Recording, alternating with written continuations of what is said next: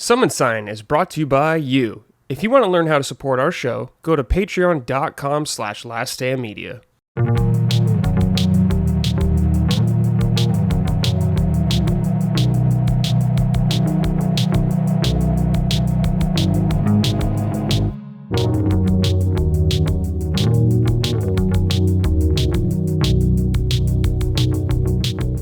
Hello everyone, welcome to episode 88 of Summon Sign, Last Stand Media's weekly in-depth gaming discussion podcast. I'm your host as always, Brad Ellis, and joining me, I got my homie here, Gene Park. Gene, how are you, dude? Good morning, Brad. Good morning. Good morning. We both just woke up, me much later than you. Of course, over on the East Coast. Because it's a nice, lazy Labor Day Monday. That's why. Yeah, that's right. Yeah. Yeah. So, I have today off, so I can just sleep in. Yeah. And my sleep schedule has been ruined by just a bunch of games that I'm actually excited to talk about this episode. I'm excited to talk about most games, but the slate of games that we got today are actually pretty interesting and very they're all interesting for various reasons. Mm-hmm. So yes. I'm excited to dig into them. Yes, there's a lot to talk about on here, but yeah, happy to see you, everybody. If you want to support us, please go to patreon.com/laststandmedia. You can get early ad-free access to all of our shows. So if you want to support us, go over there. If you want some merch, go to laststandmedia.store. You can get plenty of merchandise sent over to you by our very own Micah. She will do it in their like little side room. She'll send all the merch. So if you want stuff from the Moriarty house directly, head on over there. I need some water, dude. I'm just waking up like you, dude. I don't know, man. I feel so tired today. I don't know why. It's so weird. I don't know. Well, you're in LA. I don't know. It's like the shift to fall here, happened really, really early in the East Coast. Like everything became super cold. Is it cold right now? Yeah, well, not like super cold, but like in the evenings is like in the 50s now. Oh shit, dude, I'm jealous. Which is like wild for like late August. So yeah, that's crazy. Yeah, so now it's basically like really, really early fall. So that just makes me like super sleepy. Yeah, damn, I'm jealous, man. It's cozy. 80 degrees right now, but it's gonna get up to 87 today. Dang. This is like always the hottest part of the year, though, for us in Southern California. Mm. I mean, you'll probably remember because when you lived in Fullerton, you were even a little more inland, so it got even a little hotter. Oh yeah, dude. So the Santa Ana winds, man. Mm-hmm. Yeah. Is that still a thing? Oh yeah. Yeah, the winds didn't stop. They keep coming back. They didn't retire? No. Yeah. They're still going. They're still going, man. There's still a thing here. Oh, that's awesome. All right. We got some warm-ups write-ins here. This is from Yanking My Pizzle. Sorry for the novella. Does that mean penis? Pizzle? Pizzle? Yeah. Yeah, probably. Yanking My Pizzle. Yeah. Sorry for the novella. I know it won't make it in. Joke's on you, made it in. I almost called you novella. But I just want to share this with you guys. I've been working at a factory for 4 years. I'm 24, and I work alongside a middle school humored 58-year-old by the name of Poopy. He's called that because his father, who also worked at the factory before him, infamously pooped his pants during his shift and went about his day, but later told someone and everyone found out. Sounds like Maddie, dude. Pooping his pants. Anyways. Maddie pooped his pants? Yeah, Maddie told an awesome pooping pants story one time on Constellation. It was awesome. It was so funny. I don't remember what episode that is, but it's out there. James Solar, get on that. Post it in the comments. Let us know which one. I want to hear that. Anyways, I was walking past him like I would any other day, and he says to me in passing, "Promised consort Radon died today." I was completely taken aback by this comment and asked him if someone told him to say that or if he even knew what he just told me. He then went into a detailed cheese strap for Radon, talking about the stealth cloak, the poison pots, and the fingerprint shield. The whole shebang. My mouth was completely on the floor this entire time. He has a son who is about 27 and was showing him the game sometime, and after being initially bored killing the little guys at the beginning, he later fell in love with the game and is on New Game Plus 3 and has put 52 days, roughly 1,200 hours into it. Damn. Would love your thoughts on this story, and if you have ever discovered someone you knew played video games when you thought they'd smear them off as brain rot ruining kids these days. This made my day, and I knew I had to write in to tell my favorite podcast. Cheers. That's an awesome story, dude. That is cool. Poopy playing 1,200 hours in Elden Ring. 1,200 hours in Elden Ring, dude. Holy shit. Even I don't have that. Shout out to Poopy the Second. Yeah, Poopy the Second. You're right. Right. Because he inherited the title of Big Poopy. You know? Yeah, the family title now. Yeah. You have surpassed the title of Poopy. Yeah, you are now the new Poopy. Yeah. So is there anyone in your life, Gene, that you could recall? That's a good question. I'm sure there has been, but I can't recall anyone. It's hard for me to say too. Yeah. Maybe just like some kids in school, I would say, who didn't look like they played video games, or I never heard talk about video games. Yeah. But they'd start like gushing about something. I mean, there was always those games that had the really broad appeal, like the GTA games on PS2. Like everyone played those games and stuff like that. So you hear people that usually don't talk about video games talk about that game.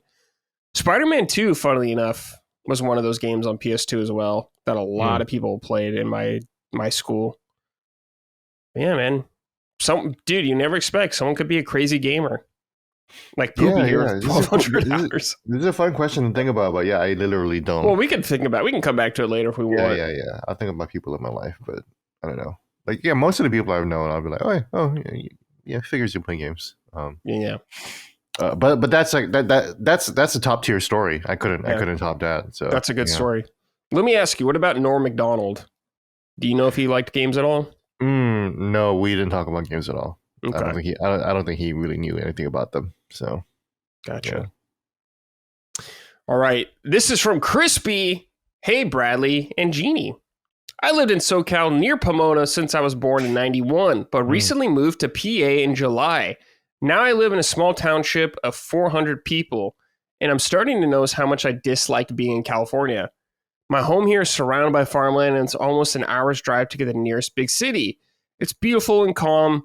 Food and gas are cheap. My Amish neighbors and I swap food, hang out, tell stories, and I can shoot guns in my backyard without the cops being called.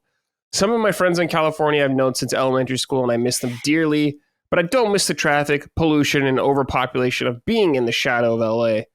What are your most liked and disliked aspects living in, or in Gene's case, visiting California? Well, Gene, yeah, he did live here. So, Gene, what did you... Let's start with likes. What did you like about living in California? I love the kind of, I guess, the diversity, you know, not to sound too woke, but like, you know, there's a lot of diverse communities, you know, there's literally a Korean town, you know, so there's a whole fucking city dedicated to people like me, you know, that's awesome. And it's drivable there, right? Yeah.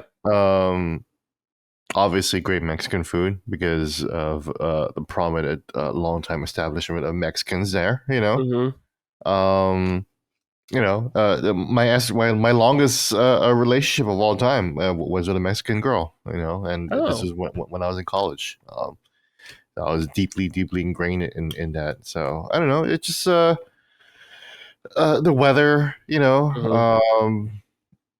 But yeah, I like the atmosphere. You know, there's nothing better than a hazy LA morning. You know, when you wake up at 5 a.m. and you look over the sky and you see that fucking film of pollution over the whole place.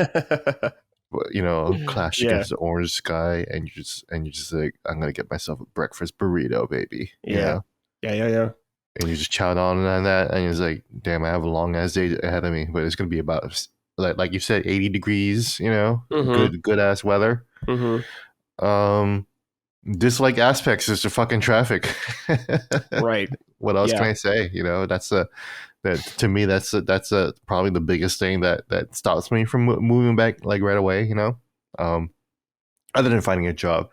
Also, like all the industries, I like all the industries in California. You know, you know, like you're around so much of the gaming industry. Yeah. entertainment, Hollywood. But a lot of like different companies started out as Southern California. Taco Bell started out as Southern California. Fender guitars. The Leo Fender Museum was there. Yep. I used McDonald's to go there all right the time. here. I lived like a couple blocks down from where Leo Oh, Fender cool. was. So as a guitar rock as a rock kid, that's pretty huge, and that's really fun to be around. Yeah. Yeah, Southern California is awesome, but where you are in Pennsylvania with Amish folks and shooting guns, that also sounds very idyllic and fun too. So Yeah. I'm envious of him. Yeah, that's cool. I mean, what he's saying sounds cool. Like, I appreciate that. Personally, I need a little more going on in my life, I guess, around me. Like, I don't want to be in New York City or anything like that. No. But I like being in like the suburbs and close to big. I mean, I live in Orange County, which is very popular still and very not small at all. There's a lot going on here and very developed, I should say. So there's still a lot here. I like that I can still like kind of go to where a lot of people are if I want. I don't know. I like a little bit. It's like a little bit in the middle, I should say. So I do like that. The weather is very nice here, of course.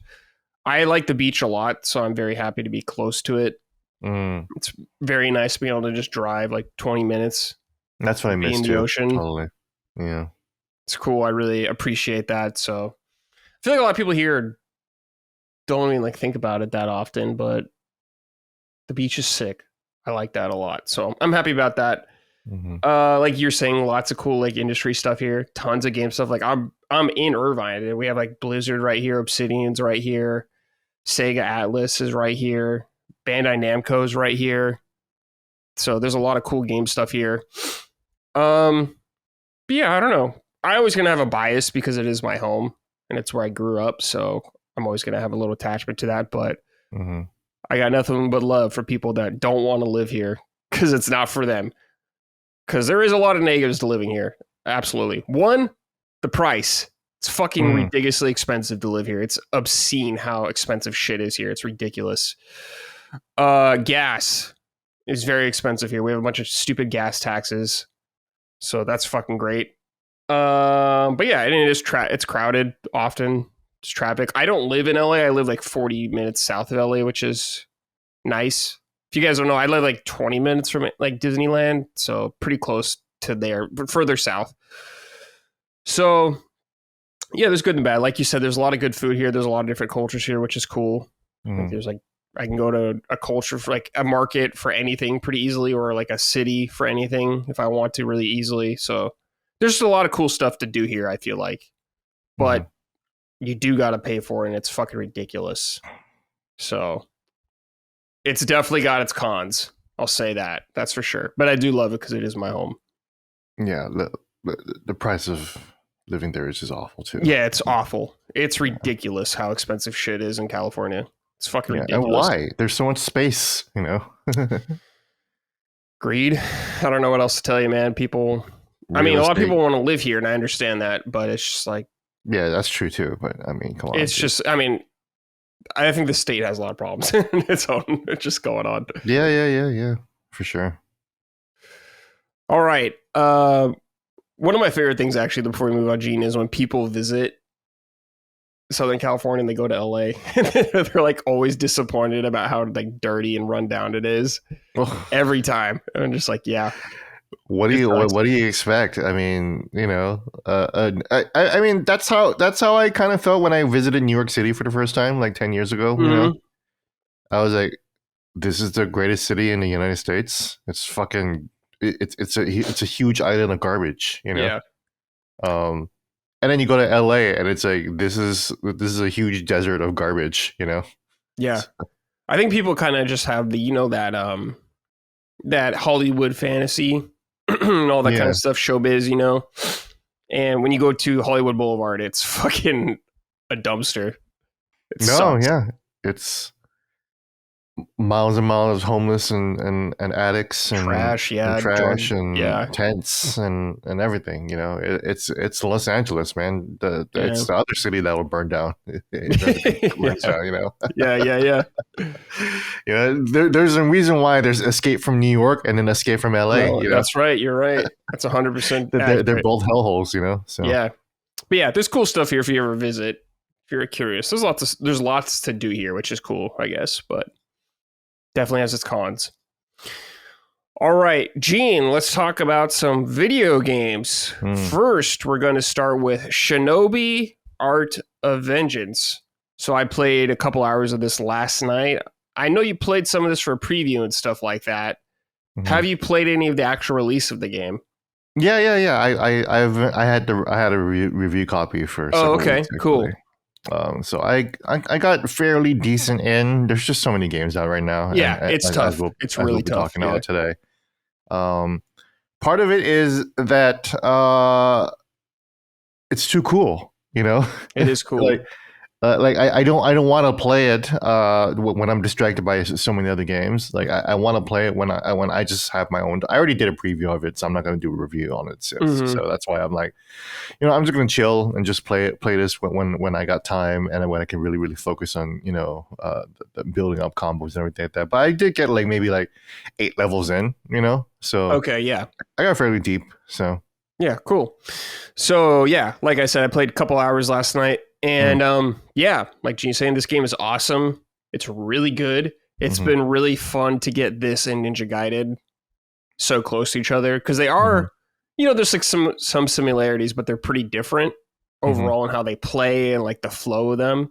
Very different. Yeah, Shinobi, I mean, of course, is very good, like a quick pace game and all that stuff, but it's all about, or a big part of it is kind of doing combos and stuff like that and wearing down like enemy armor and all that stuff. And Ninja Gaiden's all about like that movement, quick, one hit kill kind of stuff going on a lot of there. So different flow to them, but I'm really happy that they feel different, but they both still do it really well.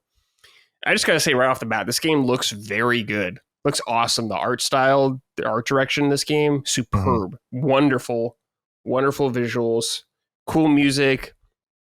I can't imagine when like, a huge Shinobi fan thinks about this game. Because, you know, I liked Shinobi back in the day, but I was always way more than Ninja Gaiden camp compared to Shinobi.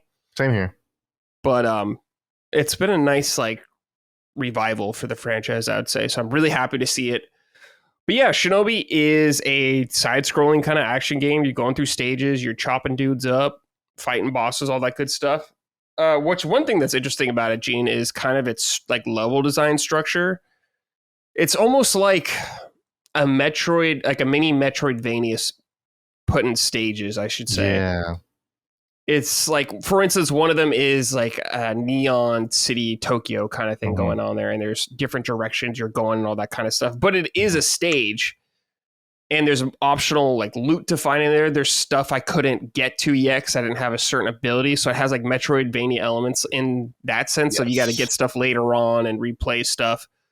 For instance, like you get, there's these walls I couldn't break down earlier, but you get like this punch. You can like charge it like a Falcon punch. And you can like punch down some of the walls. So that's really cool.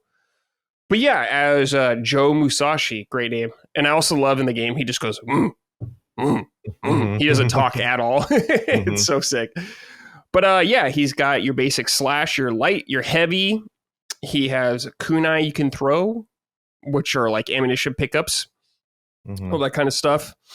You get stuff like ninjutsus and your ninja stance. You can pull off a couple moves. So basically, in combat, you have a couple meters. 2, to be precise. One is a lighter, like a more minimal damage one. Then one is like a super ultimate damage one. Like I think those are actually technically the ninjutsu ones, but they do like the one I have right now for the ultimate is it just does like a crazy bunch of fire damage on the screen. Like a fire dragon coming out. It looks really cool. But I like in combat because when you damage guys, you have another meter that builds up much quicker. And by holding down L1, it like opens up 4 different slots bound to the face buttons of different techniques you can do. And there's, of course, like I think there's maybe like 8 or 10 in total. We can only have 4 equipped at once. But the one you start with first is like the fire. He like breathes fire really quick. He like shoots out a bunch of fire damage. One I got after it, which was cool, was like this counter one that's specifically for countering enemy abilities. So you have to time it, but it does this really cool water slash, and it does a lot of damage against like enemy armor. So it's really good for fighting like a heavy armored enemy to bring him down really quick. The movement feels super good, really good. Got double jump right off the bat. You got this sick like dash roll. You can dash through enemies, and it's really cool because you're running. There's like boxes, and you just do the dash. He'll kind of flip over it, very ninja-esque. It looks really sick. Story very simple. You know, your clan gets attacked. Joe Musashi's out for revenge. I don't really know about a lot of the Shinobi past stories and stuff like that. Like I'm sure Cog knows more about this kind of stuff, but I don't know if there's hints or whatever, or a lot of stuff reflecting on past games. So I'm not really sure on that front. But it's all presented really well with the visuals and all that kind of stuff. So I think it's all really good. I'm trying to think what else. I guess just like in the sense in combat, yeah, it's not like one hit kills we were saying earlier on. It is all about kind of juggling dudes like that. Oh, a huge mechanic game I should bring up is when you damage someone or like an enemy, they have like a meter that builds up also on them. And if you do enough damage or whatever to break this meter, it'll put them in a vulnerable state where you can do this really sick like ninja dash thing and instant kill them. So some Super moves are fun. better at getting this meter up and stuff like that. So it's really cool. It has a good speed to it too, so it doesn't slow down the game too much or anything like that. And it just feels really awesome. I think this game does a great job of making you feel like a total badass ninja. And I really appreciate that a lot about it. Plenty of diverse environments. Like the very first one is in Japan. It looks like going through your village and all that kind of stuff. Like I said, there's like a neon city, Tokyo. I think I just got to like a shipyard in one of the areas like that. But how progression works is it's divided up into like chapters, I should say. And in each chapter, there's multiple stages. And you can pick which order you want to go in these stages. So it gives you a little flexibility there. But yeah, there's secrets to find in there, like new passive abilities that give you like one I got was like, hey, you could, if you throw a kunai now, it can travel through multiple enemies, but now it costs 2 though, instead of 1 currency or 1 ammunition to use. So stuff like that. There's just more passive things I got like, hey, if you get up to 15 hit combo, you'll start to just deal more damage overall. So that's really fun, rewarding, you know, better play, all that kind of stuff. There's like hidden little like challenge areas where these like demon masks, you chop them down and you'll fight a more elite kind of enemy. So there's lots of stuff like that. But yeah, lots of loot, gold. There's a shop you can get to. And by collecting stuff in the environments, you can unlock more stuff in the shop, like more combos and new abilities. So I would say the store has been more satisfying in this game compared to Ninja Gaiden. I'm enjoying it more. I feel like the rewards are a little more appetizing for me personally. But yeah, so far, Shinobi, awesome game. I highly recommend it if you like 2D side-scrolling kind of things. It has Metroidvania elements, but it is not strictly a Metroidvania, so if you're worried about that, it is still stage-based and all that kind of stuff. But it's a hell of a good time right now, and I look forward to playing more. But, G, I guess before we move on to some write-ins and all that kind of stuff, is there any thoughts you have about the game? Not really, other than you know what I talked about in the preview of War. But everything you said is great, is perfect. That's kind of like, you know, I mentioned before that I don't really like Metroidvanias, right? Right. And of course we'll talk about we'll later talk about a Metroidvania that I've really like fallen in love with, of course. But Shinobi is an interesting middle ground of my taste, right? Where it's like, no, I love Ninja Gaiden Rage Bond. Speaking of that, and it's like you're right that the rhythms are so different because Rage Bond is all about like boom, boom, boom, boom, boom, like you're moving. It's almost like video game parkour, you know, where you're trying to just it's all about the rhythm, the fast rhythm of going across the levels. Whereas Shinobi is about the rhythm of the combos and being able to move from enemy to enemy, you know, and filling up that meter to do that insta kill, which is so good. Yeah, and it can be comboed into any combo at all. Yep. Which just makes it so interesting and fun. But it's obviously slower, but it's also like a lot more beautiful. The music is awesome, but it's very like rhythmic too. By my boy T Lopes, Mm. um, and I just love how combo heavy it is, man. These guys made Streets of Rage 4, which Yeah. for my money is still the best Awesome beat 'em game. of all time, which makes it one of the best video games of all time, in my opinion. So it's really nice to see that they kept the energy up with Shinobi.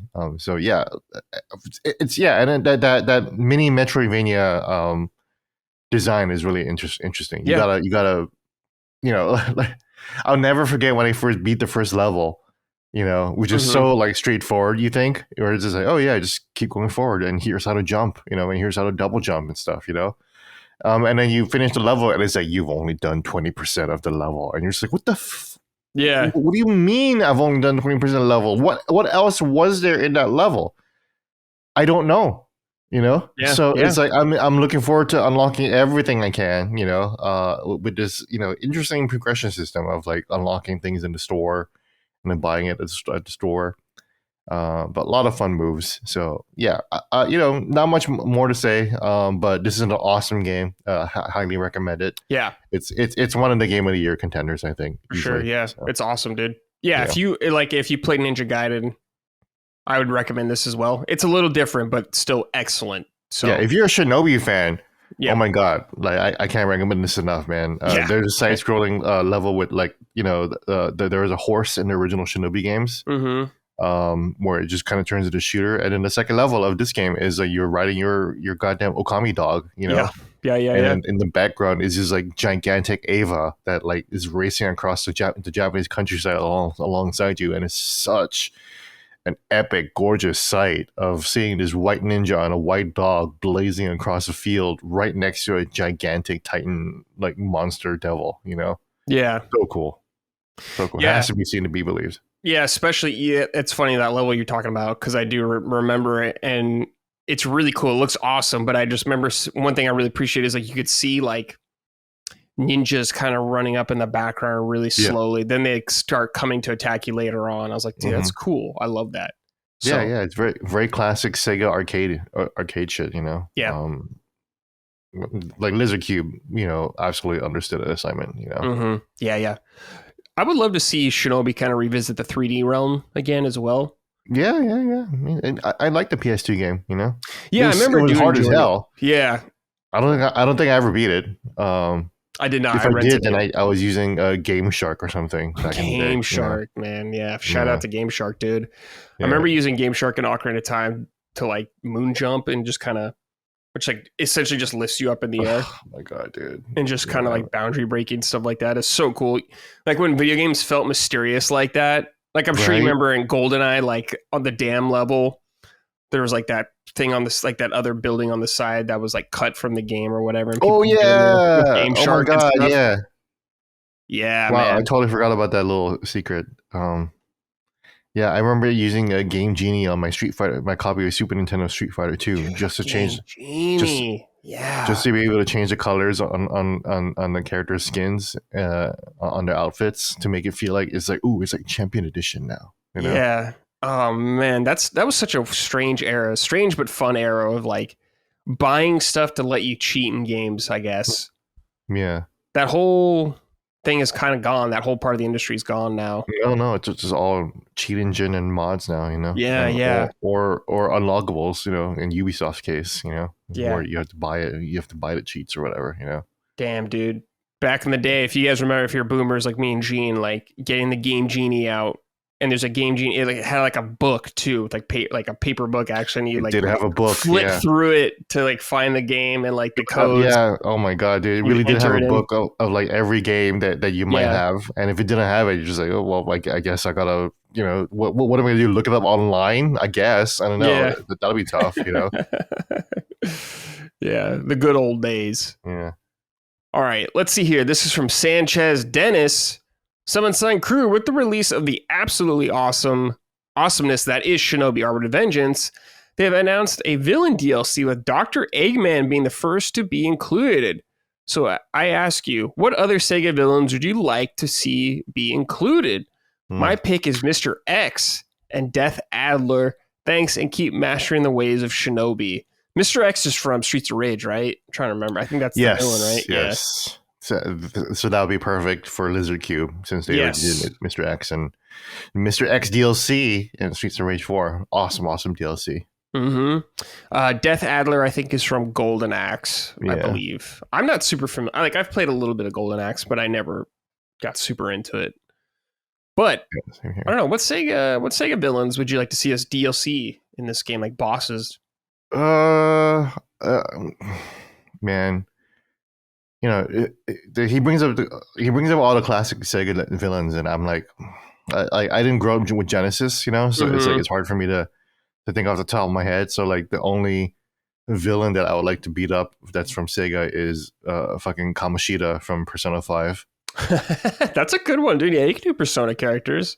Oh yeah, dude. Yeah, imagine if like the gym teacher that molested girls and who molested underage girls and pushed them to suicide. If Joe Musashi could just fucking take a crack at his ass, and just that'd be sick. Slice him up and do an insta kill. Yeah, that'd be very satisfying. Yeah, die pervert. Dude, how about Lon D? Or Landy from Shenmue. Oh, man. Oh, yeah, dude. Fucking Ryo Hazuki is like, yeah, have you seen Sailors? And meanwhile, Joe Musashi is just like, no, I got your sailor right here, bitch. Yeah. Finishing the Shenmue story. It's over, yeah. Before Ryuken. Yeah, oh my God, dude. Please. That'd be awesome. I was looking at this one because I couldn't remember the villain names and stuff like that. Dark Falls from Phantasy Star, who's kind of been the villain throughout the series, I think would be pretty sick. I haven't really played a lot of the old Phantasy Star games, but I liked Phantasy Star Online quite a bit back in the day. So that would be really cool. Why have we not gotten a Phantasy Star collection? I don't think so. Yeah, what's going on, man? Play them on like the Sega Genesis collection. Games yeah, I guess. But out, like some of the older ones. Yeah, I need to play through those. 2, 3, and 4 are there. I'm not sure. I forget. Oh yeah, because I think the first one is whatever the fuck it's called, Master System. I don't remember. I don't know anyone that had one of those. Not a soul. All right. Very cool. Gene, let's talk about Metal Gear Solid Delta Snake Eater. Now, I have not played this because there's too much shit coming out. And when I saw the state of the game, which is not like a deal breaker, but I was like, you know what, I'll just hold off for a little bit. I'll wait to see if they patch a little bit. Then I'll get to it down the line. I just played through Metal Gear Solid 2 not too long ago, so I'm good for right now. But I do want to revisit it because I really like the original Snake Eater a lot. It's one of my favorite Metal Gear games. But now we got the full remake. Who did this again? Is it Virtuos or whatever? I forgot their name. Yeah, the same studio that did the Oblivion remake. Yes. So they are back with a new remake of Metal Gear Solid 3. Talk to me, Gene. How's it been? Yeah, so like you, I haven't played it that much. I played a good chunk of it now at this point, but over the because it's not that long a game, right? But part of the reason why I haven't played it is because there's some like they actually retain like all the secrets that you can unlock from the original game. Yeah, in this game. So if even you like the combat game, I saw that Platinum Games work on. Yeah. So that's playable right at the start of the menu once you beat the game, right? Oh, cool. That's awesome. So so you can just play that whenever you want. But also like all the Kerotons, the little frog statues. There's 64 of them all, and you have to shoot them all to unlock infinite ammo, like face paint or whatever. And that's so much fun to unlock, but also like you have to the secret theater that has all the joke cutscenes from the original game. That's unlockable now, but like they are now loot that you can pick up from the enemies. So when you hold them up or interrogate them and you stick them up and you make them do little butt wiggle shimmy, to like the little butt shimmy. Instead of there are some enemies that are equipped with film reels on their backpacks. And if you shake them off, then you can collect the secret theater. So that's interesting. Cool. It's a new type of collectible in the game, But that said, overall impressions of Snake Eater. You know what? I gotta say, I kind of love it actually. Oh, okay. Yeah. Okay, what do you love Like about it? the part of the reason why I didn't want to play it is because like I played Snake Eater already. I played Snake Eater 1,000 times, right? Like Mm-hmm. I just played Snake Eater recently, just maybe a year and a half ago. So it's like Oh, okay. Still pretty fresh. pretty fresh, really really fresh. So that's why like when I'm watching these cutscenes, I'm like, this is just the same game again. Mm-hmm. Really is, right? Um, But that said, I love it because I now view it as not like a remake of Metal Gear Solid 3 or a version that's going to replace it, thankfully, because obviously Snake Eater is actually widely available on every Yeah. modern platform, right? Yeah. Um, and that's awesome. It even runs great on Steam Deck and everything too. It runs great everywhere. You, on the Switch, I forget. I have the Switch version. I just never really played it. I think it had some issues, right, initially, but I don't know if it was been patched out. Sure. But awesome ports. So the way I view Metal Gear Solid Delta Snake Eater is they made another version of Snake Eater. That's Yeah. that's what this game is. This is not a remake. This is just another version of Snake Eater. Like the And you know 4K what? version, 4K Blu-ray version. The It seems 4K, like. yeah, this is just the Blu-ray upres version or whatever like that. That's basically what I see it, and I like it that way. It is there's Metal Gear Solid 3, there's Metal Gear Solid 3 Snake Eater, there's Metal Gear Solid 3 Subsistence, there's Metal Gear Solid 3 the HD collection, the one that Bluepoint did, and that's the one that's been ported over to the Master Collection now. Yep. And now there's Metal Gear Solid 3 Delta Snake Eater. So now I accept it as just part of the family of Snake Eater versions. That's how I feel when I'm playing it because it feels just like Snake Eater. I really thought, and I really was worried, and I think a lot of like hardcore Metal Gear fans were worried. Like, if you're just gonna make Phantom Pain into Snake Eater, then that's gonna like quote unquote ruin the game, like the way Twin Snakes did for GameCube, right? Right. Yeah. For folks who don't know, Metal Gear Solid 1 Twin Snakes was a remake of Metal Gear Solid 1 exclusive to the GameCube, which is crazy. Wild. It was definitely one of those like Nintendo was like, we need exclusives for a GameCube that console that isn't like doing well in this third place on the market right now, Yeah.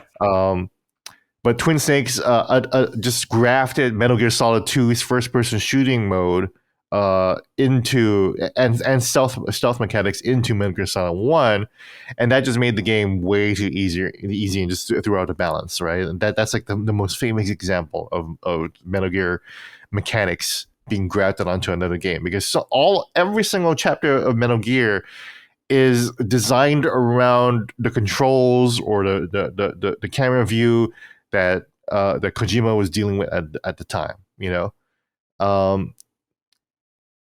But the difference with Delta though is that one, shout out to Virtuous missions or Vision Virtuous mission.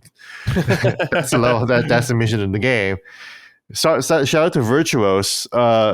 They did not just graft Phantom Pain into Delta. Right. It may look similar, and some of the controls might be similar. Like I really like the camera, the shoulder swap being on R3. Like that's a nice quality of life issue.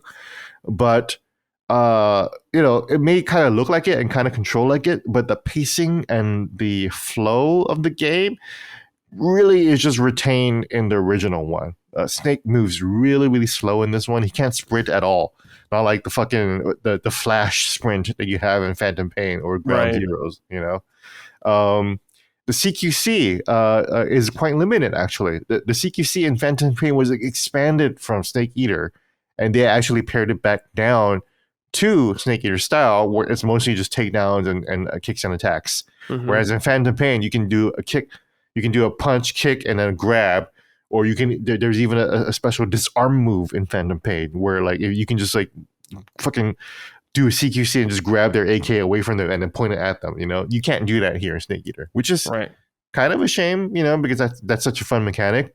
But they do a lot to increase kind of like the visceral feeling of CQC. And there's also parries too, where an enemy can attack you and you can just counter them and then just like hold them in a CQC grip or whatever and slash your throat. Yeah, I remember that. Awesome, so cool. And all of that feels better in the new control scheme. Another thing though is that not only is Phantom Pain not grafted onto Delta, and so that fear is allayed, but and then you wonder like, oh, but will the new perspective just ruin Phantom or a Snake Eater because it'll just make everything too easy, right? I don't think that's the case at all here too. I think what Metal Gear Solid Delta Snake Eater reveals is that Metal Gear Solid 3 was always a very, very complex and layered game with a lot going on in each level. That it is so robust that it can accommodate this different perspective, you know, and that's why Kojima makes subsistence, you know. Yeah, I was gonna say they changed the camera in that, or added. They changed the camera in that, you know. Mm-hmm. And then you realize like, oh, this game's so awesome. Like it didn't become the Twin Snakes problem, and that's what I think what happened here too in Delta Snake Eater. I don't think it's a Twin Snakes problem. I just think it's a good version of Metal Gear Solid 3 that people should play. You know. Mm-hmm. Well, talk to me about like the frame rate. This has been a big controversy for the game. Do you think it's overblown? Have you noticed it quite a bit? How are you feeling about it? I only think that's overblown when it's like the only thing you talk about the game. You know, I just described a whole bunch of cool things about why this version should exist. You know, so that's where I think it's overblown because it's playable and it's fun. You know. Yeah. And I mentioned this on Twitter before, but it's like a lot of reviews didn't mention like the technical problems. It's because I don't think it's really that noticeable. I mean, it is noticeable, you know, when you're looking for it. But like when you're actually just locked into the game and you're actually just like in the grass stealthing, you know, and making sure you're not being seen, or when a fucking cutscene is playing and the boss is on screen being the boss and be like dropping bars of knowledge and everything like that, then it's like you stop caring and you're just like, I'm sucked in to Kojima's world, you know? Okay. It's like I'm sucked into this classic, great game, you know? Yeah, it's not enough to take you out of the game. It's not. That said, because now that it's just the only fucking thing that some people talk about, it's noticeable. It's you're totally gonna notice it. And is it excusable? Not really. I don't think so. Like I said, this is a very, very faithful one-to-one remake of Metal Gear Solid 3. That includes the fact that the whole game is in loading screens. You know, there is a middle area that goes from the inside of the outside of the building to the inside of the building. This is the building where you find the nuclear scientist Grannon. You know, I won't talk spoilers of the story. You know, I'm sure there's a lot of people that never played Metal Gear Solid 3, but it's just the beginning of the game where you run into a Russian scientist, and he's in a building that is not only there's an inside and outside, and then there's a loading screen for that, but there are loading screens between floors. If you want to go downstairs, you will have to load into the basement area of the game, and the basement area of the game is literally a hallway and 2 rooms. That's it. 3 rooms maybe, you know. And then somehow it's all constrained. It's just like a fucking PT hallway. PT ran in 60 frames per second, you know? Right. But this doesn't. I'm curious about this design decision to kind of keep those loading screens in that were from the past games and not kind of just make it more seamless, I suppose. Do you prefer how it is right now, or would you like it if it was more seamless? I think it would be hard. You would have to make it a whole Dead Space style remake if you wanted to. A much more, yeah. Okay. Yeah, I think if you wanted to make the map make sense to kind of flow into each other, I bet that there's ways where the maps would actually just clash against each other, like fucking Dark Souls 2 style, you know, basically. Yeah. I just feel like that would probably be a bigger effort, and they were just like, we just can't do this, you know. Yeah. Okay. So I think it's fairly smart. That said, it would be cool to just do Virtue's mission and just like one long trek down this jungle, right? And to be able to just flow in and out of buildings and everything like that. That'd just be really cool. But I do think that the game is built with these stopping points in mind, I think, right? Because it's like you're gonna get past like the first helicopter area where it's kind of like a base and there's a helicopter pad there, and then you're gonna sneak through. It's like this is the sneaking, the current kind of urban sneaking area, and that's what I love. That's another thing. That's another thing. Before I forget, that I love about Metal Gear Solid 3 in general is that there's a lot of like internal, like inside areas. There's a lot of buildings in this game. Actually, you know, you would think that it's all in the jungle. Oh, maybe there's all a building. There's actually quite a lot of buildings, like, and locations to sneak into. Yeah.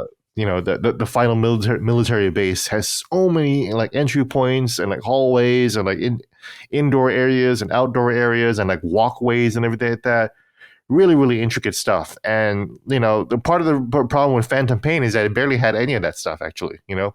Right. Yeah. It's one of my biggest criticisms of that game. I totally agree. Afghanistan just had like a couple of buildings, and the Africa area had like this cool like water plant. Yeah. I do remember seeing that and being hyped for it. Exactly, right. Like a building to infiltrate. An interior, interior, and it's just like a water plant. And it's like all outside. And it's like, okay, well, at least there's a change of scenery. And you get to the airport, and like, hell yeah, airport, and there's buildings in that thing, and it's awesome, right? And then there's like a final like base. One of the final missions is like another big base to like infiltrate. That's kind of cool. Now that I'm talking about, I kind of want to replay it now, you know.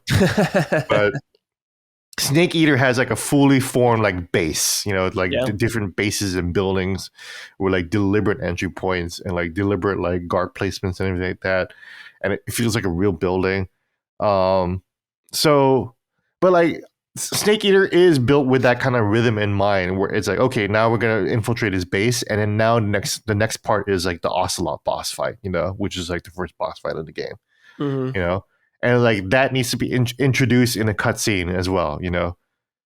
So it's really, really like partitioned off like that. The game design, that it's like I feel like it would just be like it would take like 8 years to remake Snake Eater in that way. I think so. Yeah, for sure. Especially with a team that kind of struggles already with like the tech already. So it's like I think they didn't bite off more than they could chew in this okay. instance.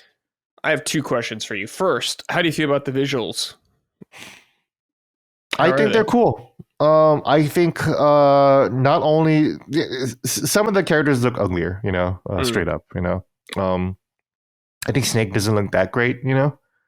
I think about the way the young Snake mask looked in Metal Gear Solid 4, and it's like that looks like a version of Snake that I always thought was going to be like that Snake. That's my John, you know. But he looks fine. Otherwise, there's no big problems with him. I think the boss looks awesome, you know. But I think the visuals are pretty good, actually. You know, I wouldn't call them like basic Unreal Engine ugly. Like I think they actually did a good effort into replicating the game's original look, you know, and the original facial models and the intention of what the original models look like. Ava looks awesome. You know, she looks hotter, I think, you know. Ocelot also looks hotter. His little smirks and grins that he gives, you know, which is very important to his character. And, you know, because you're always looking at what his character is thinking and doing. So just seeing his little, like, you know, lips kind of upturn a little bit more is a little clearer. That's awesome.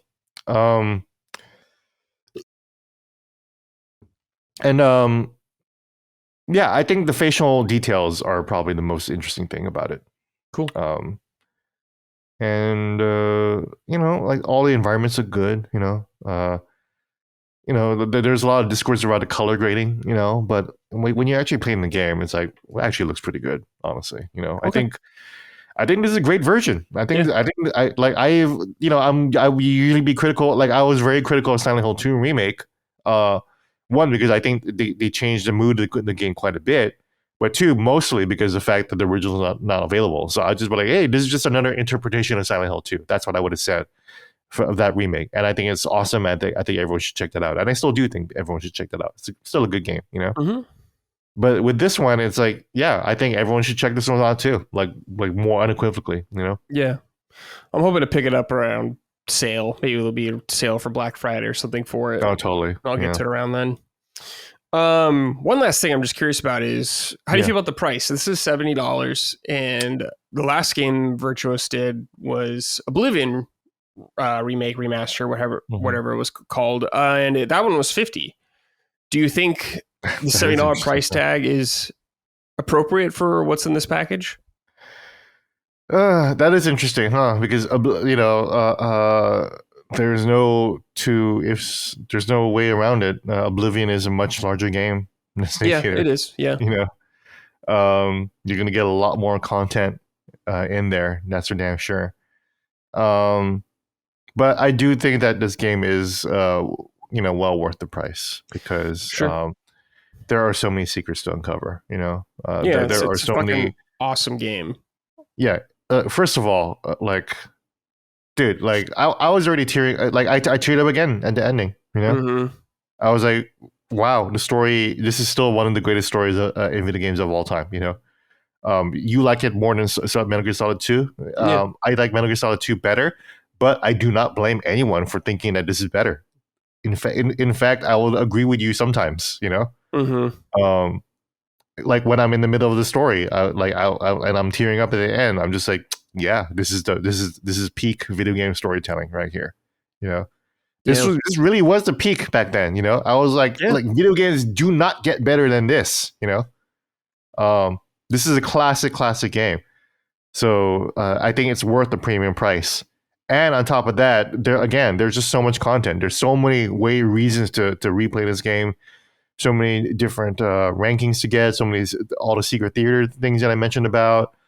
All the Locaraton. There's another collectible statues that you can get, and I don't even know what that unlocks. So many different outfits and camos and everything like that to unlock. Super fun. New game plus, new game plus plus, different difficulty modes. Um, People are always asking for games, single player games that are fully featured with a lot of features. Yeah. Here is that. And this is like it's kind of cheating. This is basically a PS2 game. It's like, yeah, PS2 games used to come out and have all kinds of shit in it. It's awesome, Hmm. great times. I think this has multiplayer in it as well. Metal Gear Online, I think it does. I think it's like delayed, but yeah, Okay. yeah. So it's at least coming or something like that. Mm-hmm. Yeah, Metal Gear Solid Delta Snake Eater is getting online in the form of Fox Hunt, Mm-hmm. which Konami Yeah, wants you to know that no, it isn't Metal Gear Online. Okay, so it's a multiplayer mode or something or like that, but not proper Metal Gear Online. Okay. that'll be interesting because Snake moves really slow in this game. You know, Yeah, I think it's going to be different. Some of the stuff like that, like movement and everything, it's from what gonna I be a saw. different. It's gonna be a different kind of stealth multiplayer game for sure. Mm-hmm. Um, but yeah, I'd be excited to see what that's like. Cool. Players seeing each other. That'd be Yeah, fun. yeah. Let's see here. This is from Sammy. Hey, fellows, the Metal Gear series is my favorite thing. That being said, I was always kind of soft on 3. There you go. It has a fantastic 10 out of 10 story, but the gameplay to me never felt as tight as MGS 1 or 2. The camo, cure, and hunger mechanics kind of slowed the game down for me. The overhead camera didn't work well as 1 and 2 due to the lack of a solution radar, and the substance camera made me wish I played it like Metal Gear Solid 4, which is why, to my surprise, I really loved Delta and kind of prefer it over the original. Is this a grave sin? I have the platinum trophies for MGS 1 and 2 Remaster Collection, which require you to obtain the Big Boss rank, so it's not like I have a problem with the old control and camera scheme for those games. Yeah, I there you just think go. Delta's new gameplay style fits Snake Eater particularly well. Also, I really appreciate that they added a lot of content from Subsistence that didn't make it into the HD version of MGS 3. So to me, it feels more content complete as well. Am I crazy for this? P.S. RE2 OG is better than RE2 Remake, but RE1 Remake is still the best one. Damn, Sammy, you were just full of base opinions. Yeah, this sounds kind of right up your alley, what you were saying. Yeah, yeah. No, I do not judge you, Sammy, at all. Especially in particular the fact that you actually can appreciate the older games for what they are, Mm-hmm. and the fact that you played the original game. I think it kind of brings it back to my earlier point of like, no, Snake Eater was actually always a very layered, complex game. And I think that the new control scheme actually just serves the original game design. I think it only highlights how great the Snake Eater was. I think, you know. Yeah. So for you, Sammy, to have this version and kind of realize that now, it's like, yeah, you now also see like how great and complex Snake Eater was, because it just feels nice. And yeah, this really is like man, like it's cool that he brought up MGS4, like wanting to play MGS4 when he's playing Subsistence, because I also felt that too, you know. Because sure. I think I do really like the way MGS4 controls. It's so smooth. And then here, fucking, like, I played so much of like the war levels in MGS4 just to like make that feel like a classic Metal Gear game. Yeah. And then you have to play the rest of the fucking shitty game, you know. Hey, come on now. Okay. Shitty game. Come on, man. Not shitty game, but then you have a lot of other stuff that's going on in the game, right? There's a lot, yeah. That's not just basic sneaking missions and classic Metal Gear gameplay, right? Right. So here the fuck it is, man. Here's exactly what I've been asking for, actually. You know, just a classic Metal Gear game, a classic Metal Gear game in classic Metal Gear design with awesome controls. You know, and I'm not like notice I'm avoiding saying outdated, and you know, because the word outdated is not a word that I like using. But I understand why some people use it, and it's probably for a lot of the reasons why I'm explaining right now too, right? And we're talking about right now too. But this updated talk will actually kind of bring it back later to another game we're going to talk about later today. But you know, in the end, though, no, I think you're absolutely right to enjoy this game. Again, I think this is another great version of Snake Eater. I think if you look at it that way, then you're going to find this game to be quite valuable and actually really, really like I'm going to get it on physical now. You know, I didn't think I'd want it on physical because I was like, yeah, whatever, who fucking cares, right? Now I'm like, I won't get it now. You know, $70 is a lot. You know, it is a lot. You know, I did get a review code for it, so it's like I'll buy it later when I don't need as much money right now. For sure. All right. This is from Something is Rising and It's Not That Shield Hero. Hey boys, is MGS Delta truly a remake or is it just a remaster? When I think of a remake, it is from the ground up like Resident Evil or Dead Space. I know the graphics and controls have been given an overhaul, but everything else seems pretty much the same. This seems more like what Virtuos did for Oblivion, except Konami slapped a $70 price tag on it. Is Konami being shitty again, or am I completely wrong on this? No. This is I would consider this a remake. It sounds like you haven't played this if you're saying that. Because if you have played it, then you'll appreciate that there is like a lot of difference or a lot of work that went into replicating the original Snake Eater, but also making sure that again the modern controls is retaining that feel of the original Snake Eater. You know, again, new CQC animations, all new CQC animations, but you know, it's like the Demon Souls remake. You know, yeah, gotcha. You know, where like the backstabs were functionally like served the same function, but like they had awesome new animations. You know, yeah. Snake Eater Delta is kind of like that, but just a little bit more actually. You know, when you feel Snake, you know, crawl like go into a crawl, go into the crouch into a crawl, like that feels like so slow and deliberate and so different from Phantom Pain. And so different from the original game, because the original game was just like, you know, it's just like it's the PS2. So you're going from standing to crouching to prone. You know, it's fast. You know, yeah. Whereas like in Snake Eater, there's a slowness to it that makes it kind of almost replicate the original PS2 game while still being new. You know, it's hard to explain, but like, it just sounds like a lot of nuances that you kind of don't notice until you're actually playing the game. You need to play the game, because like even when I was looking at the video, I was like, oh, this is just Phantom Pain, and it's like no, like the game really feels like it's like they're really trying to be careful in like making sure that this new control scheme still retains the spirit of the original. That's a lot of work. I consider this a remake completely. Yeah, I looked at Konami's website because I was curious if they ever actually said it was a remake or not. And it says on the website, a remake of the 2004 game Metal Gear Solid 3 Snake Eater. So there you go. They classify it as a remake as well. Yeah. So very cool. All right. Metal Gear Solid Delta, I will get to you someday. Just not right now. Yeah, give it a shot. As a Metal Gear fan, I think this is a must play for sure. And the new Snake Eater theme by my friend Cynthia Harrell, the singer. Oh, cool. Yeah, they recorded a new version of it, and it sounds pretty good That's too. really cool. Yeah, that's awesome. Cool. She sounds fantastic. It's amazing, you know. Yeah, it's really funny for me, or fun for me, because a lot of these Metal Gear games I haven't played since the PS2 era. So when I come back to them, it's like, oh yeah, I forgot so much. So it's really fun going through them again. Like I haven't played this game since Substance came out, or Subsistence. Oh wow! Oh wow! Like on PS2, I didn't play it on the collection or anything. This is gonna be, and this one's your favorite, right? So this one's it's one of my favorite. I think one's my favorite, but it's one of my favorites. Gotcha. It's probably my second. Sure, yeah. There's so much gonna be. You're gonna be like, oh man, I remember this, and it's gonna feel good. It's gonna feel awesome. Really, really cool stuff. There were so many moments where I'm just like, oh yeah, I remember when he grabbed his crotch right here. Hell yeah. There's so much like titty grabbing and crotch grabbing. It's so funny. Yeah, you know? Awesome game. Funny, such a funny game. The end fight is also cool too. The sniper fight. Really cool fight. Yeah. Yeah, I love the Cobra unit in that game. Yeah, they're Cobra unit's cool. Awesome. You know, I mean, they're not as cool to me as Foxhound. Of course not. Foxhound is the best for sure. Foxhound is S tier. Cobra unit is A tier. Yeah, I do like them more than Dead Cell from 2, though.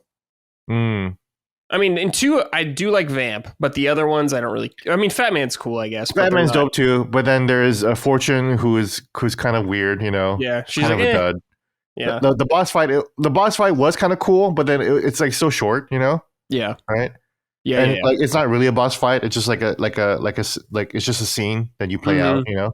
And then who else was in Dead Cells? I forget. That's it. And like that's kind of it, huh, actually. Yeah. And 4 just had the Beauty and the Beast, which were like which are the worst. Very forgettable. They're D tier, you know. Yeah, they're very forgettable. Metal Gear team. I'm trying to remember 5. What was the Skull Unit? Skull Unit. That's what it was. Okay. Yeah, I was like trying to remember what they were called.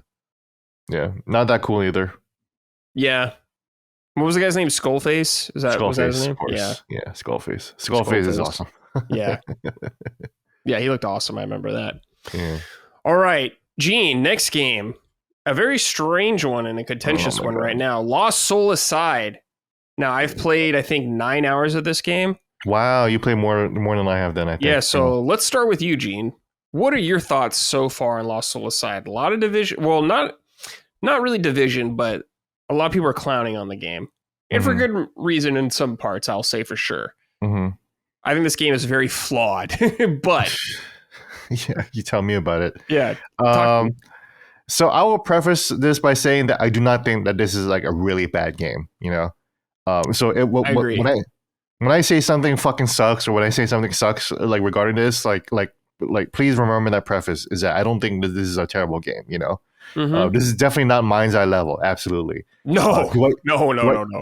Do I think this game is salvageable? Actually, I do. You know, I do think that. You know, I actually do think it runs pretty good on my PS5 Pro. Actually, I'm playing in performance mode, and there's a performance pro mode on that one. And once I try quality pro mode, runs like shit. Actually, you know, like looks really bad. But performance mode pro mode looks pretty good. You know, just a couple drops here and there, but it's not bad. So I just want to preface by saying that if they fix the technical problems and like do some tweaks or whatever, feature tweaks, and I think this could be, I think this could easily be like a fairly good 6 or 7 out of 10 recommend game. You know, Gee, you know what I was thinking when I was playing this game? I was like, oh, this is this year's Stranger of Paradise, where everyone was clowning it at the beginning for a long time and talking shit on this game, but then later on, people are like, this game's kind of cool. Yeah, it's all right. Yeah. That's the thing. Like, there's there are, you know, enough environments that are cool looking. You know, where you're just like, yeah, this is like, I kind of like being in this world. You know, it's, you know, the art direction of some of these environments are really cool. Actually, you know. Yeah.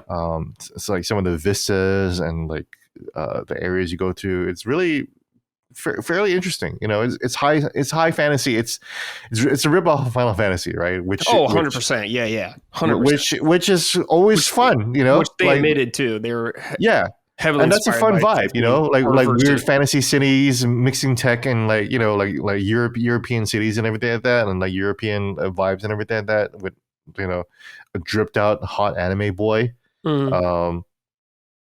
All that said, though, is remember what I said earlier about later on I'm going to struggle with not saying the word outdated. That's what is here with Lost Soul Side, because like this is a character action game that is obviously inspired by Devil May Cry. Devil May Cry 1, directed by Hideki Kamiya, is the kind of like the patient zero for upgrading the hack and slash formula to the 3D space with lock on, with juggles, with combos. It's a game that God of War, that David Jaffe, that inspired David Jaffe to make God of War. God of War is also a character action game. Yes, including the new Cory Barlog ones. I'll include them in that.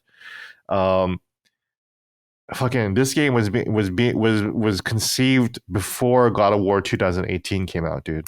Yeah, by one dude. Just to be clear, this game was worked on for a long time by one dude. One dude, Yang Bing, in Shanghai, and he made this trailer in 2015. He was a college student, Just made this trailer with this cool character action game that he clearly liked Noctis from the Final Fantasy version 13. Yeah, and he just wanted to make something that kind of looked like that, but also mixed Devil May Cry fighting.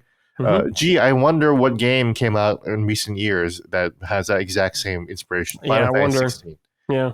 So it's like, that's where I struggle to call this outdated. It's because you had this old ass idea in 2015 that didn't pan out because Noctis fucking sucks, right? Like, again, Noctis doesn't suck. I love Final Fantasy 15, but like Noctis didn't have the cultural impact that anyone thought he would, right? He's definitely not Cloud. He's not even Lightning, for Christ's sake, Well, right, yeah. The only thing I'll say is Lightning had 3 games, I guess. Lightning had 3 games, and she had like a whole Louis Vuitton that's ad campaign. Too. Yeah, right. That's pretty tight. But Noctis did have an anime. I forgot about that. He did have an anime. Well, it was one anime that you had to watch to fucking understand the game, anyways. Too. That's the only thing. But Lightning was a mainstay at the Easy Allies studio. Yeah, so she was. You can't argue with that. Was there a Noctis? I like Lightning a lot. No, well, to be fair, we never got one. We just had the Lightning one when I started. I would like a Noctis cutout. No problem. I love Noctis. I'll take it. Yeah, sure. Yeah. Well, like Noctis didn't exactly set the world on fire. No.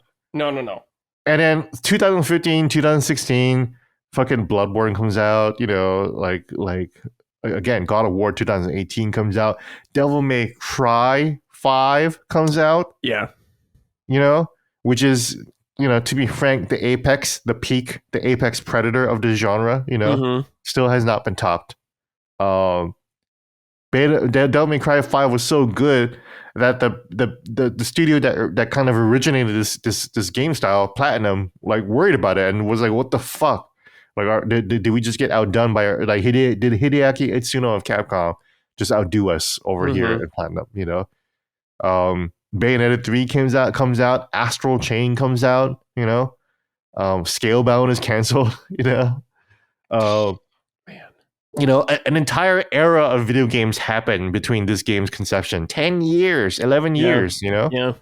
So this game comes out, and I don't blame anyone for saying, wow, this feels outdated, Right. Yeah, because it really does bring nothing new to the table in terms of ideas. Actually, no, it has one good idea. And remind me to talk about that. Okay. But it just feels like, Final Fantasy 16 already came out and it's doing this exact same thing. And to be fair, to this game's credit, the combat system, I think it has problems. But it's pretty fun and dynamic to use. It does take a lot of skill to be good at it. And one of the biggest criticisms of Final Fantasy 16 as a combat system is that it relied so much on MOBA style cooldowns. For the moves. You could only equip 3 sets of moves, two moves each. Very, very limited. and they're all based on cooldowns, and it's the same buttons. There's no variety in like the move sets or whatever like that. It's the same buttons. It's just depending on where the cooldown is. Whereas Lost Soul Aside is like, oh no, you have to react to this situation, you have to react to that situation. Here's the combos, keep going at it, right? So I'll give credit to this one is in that it is kind of a more closer return to like the Devil May Cry style or Bayonetta style of the Kamiya brand, right? To me, it's like way more depth than 16, way more. Yeah, I agree with that. I think kudos to that. Kudos to Yang Bing, the one guy who and their fairly inexperienced team for getting actually that part right. Actually, Yeah. I think they got the combat right for the most part. Yeah. But the thing that I think that they struggle with is making the combat feel good. Sure. Let's talk about that. What do you think is kind of lacking in it? Because I could pinpoint. I think the sound effects need to be pumped up a little bit, and I did see they are going to do that. So I was very happy to see that. Do you just think the impact doesn't feel good enough? Yeah, the impact. The sound effects are absolutely part of it. 1,000% a positive part of it. And just the impact in general. Just like when I'm having my dragon claws or my great sword, right? And I'm hitting these enemies, I feel like I'm slashing them with holograms, like with lights. It doesn't feel like they don't even feel like foam swords, like Final Fantasy 16 did, which Final Fantasy 16 also felt really light too, Devil May Cry 5 does not feel light. There's hit stop, there's impact there, Yeah. The enemies fly back and everything like that, and the enemies fly back here too, but it just feels like I'm just like hitting a million times like this enemy. And their life is going down and combo meter is going up, and it's like it just doesn't feel that engaging. And at a certain point, I start to like wanting to fall asleep, because I'm just that's not good for an action game. Yeah, I'm just kind of like just making my way through and just dialing these combos up, and it's just like it's fairly challenging too. There's no difficulty mode in this game, actually. There is later on when you beat it, I think, because there's a couple difficulties. Yeah, that's interesting. Yeah. Does it get easier? Because this game is actually fairly challenging. Okay, that's interesting. It's harder. Yeah, this game is actually fairly challenging. I'm actually dying a couple boss fights. So shout out to that. That they actually bothered to make it a like an engaging game in terms of like the challenge and everything like that too. I hate the puzzles in this game. I hate the environmental puzzles. Finding the blue lights across the environment. Oh yeah, collecting the blue lights. Yeah. I think that's just for like. Is that required, or is that just for like a I think it's optional thing? Yeah. That like really takes a backseat for the further you get into the game. I feel like that's it kind of just goes away. That's good. There's like some small puzzles in the game, but they're pretty fucking easy. The ones I've encountered that aren't just about finding blue lights or whatever that are just brain dead puzzles or whatever. Yeah, they're pretty easy. Yeah, they're easy, but I mean that's the thing though. It's like, does the game need that? Like that's one thing about this game is that like this game is like adding things that I feel like it didn't need. It's interesting because I'm happy they're there actually, Gene, because I think I need some kind of variety like that to break up the pace of stuff. Well, yeah, the combat's putting me to sleep. Yeah, for sure. So I do appreciate like because there is like platforming stuff and things like that too that kind of change. The platforming is not bad. Yeah, and there's just platform is actually not bad. Actually, running through and dodging lasers and all that kind of stuff. Like I'm happy that kind of stuff's in the game. I think that helps break it up a lot. Oh, I agree with that. With like the navigation like stuff. Like I actually kind of like that too. And okay, again, kudos to them. Like the platforming actually feels like not terrible. I think it feels better than fucking Expedition 33. One guy. Did you know that one guy made this? One guy, dude. One guy. One Chinese guy. You know what's funny is I looked up. Someone posted like kind of like the development history of this game, and it got rebooted. I think pretty much in 2019. I saw that. Yeah, that's fucking crazy. Yeah. So this game has been through a lot. I guess I should say it's been through the ringer. Yeah, because I feel like a bunch of games came out and they were like, oh shit, we gotta we're change stuck. things, Yeah, we're stuck kind of in the past. So it really feels like it really does feel like they were building this game as they went along, and they'd be like, oh well, Yeah, 100%. Final Fantasy VII remake has treasure chests, so we should just add some treasure chests. 100%. You know.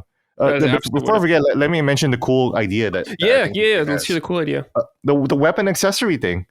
I think that's fucking sick. So you get in this game you get 4 different weapons. I only have 2 of them, right? But there are 4 weapons that you can switch out of. And I'm looking forward to unlocking the other weapons, right? Yeah, I have the 3rd one. I don't have the 4th one yet. Yeah, the pole arm, I think, right, is the 3rd one, right? So I'm looking forward to unlocking that. But and then this game has your side character who's another old British guy, you know.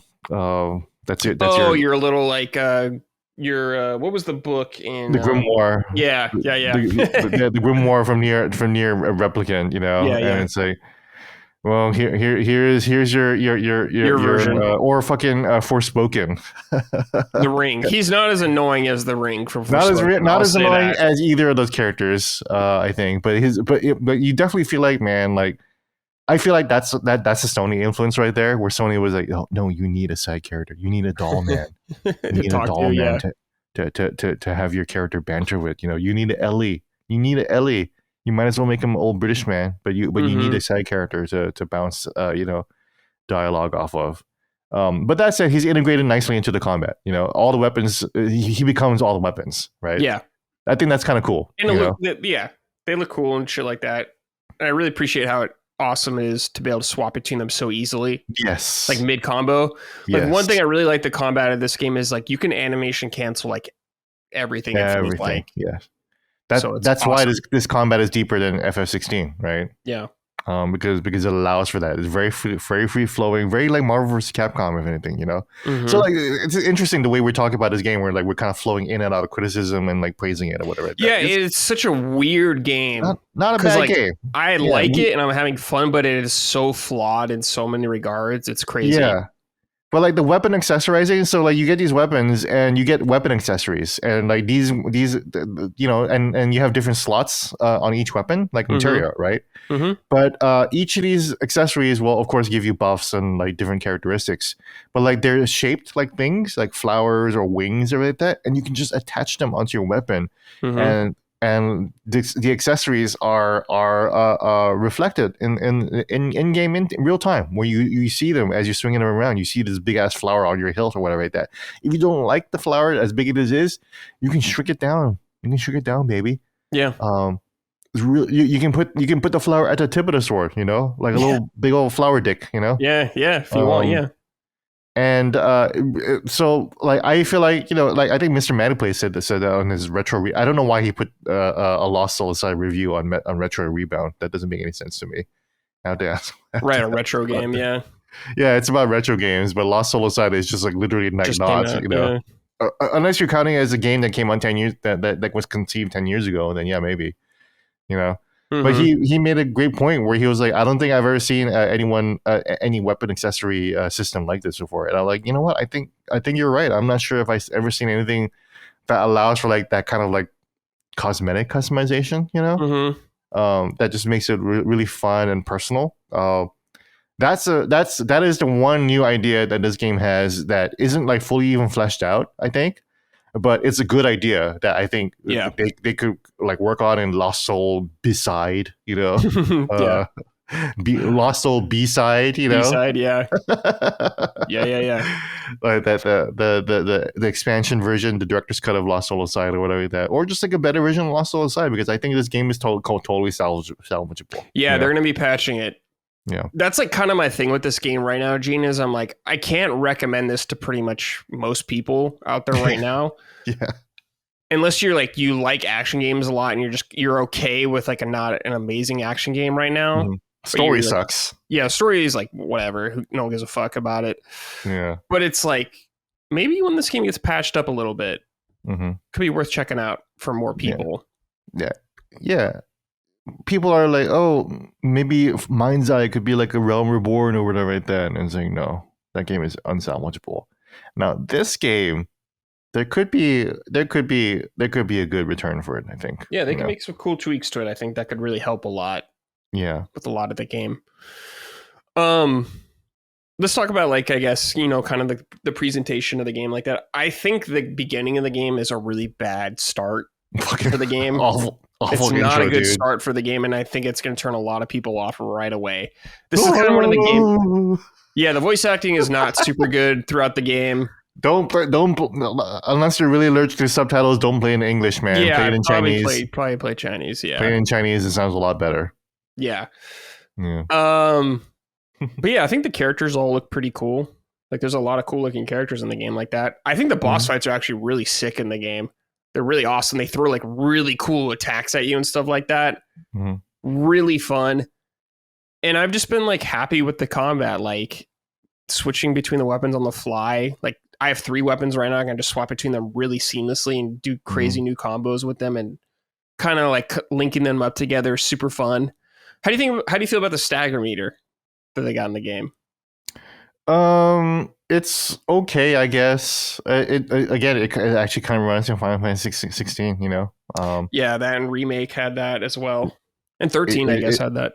It truly is. It truly is active turn like action base. It's just lived like Final Fantasy 15, 13. You know, really, if anything, you know, Final Fantasy 13 was the one that started that.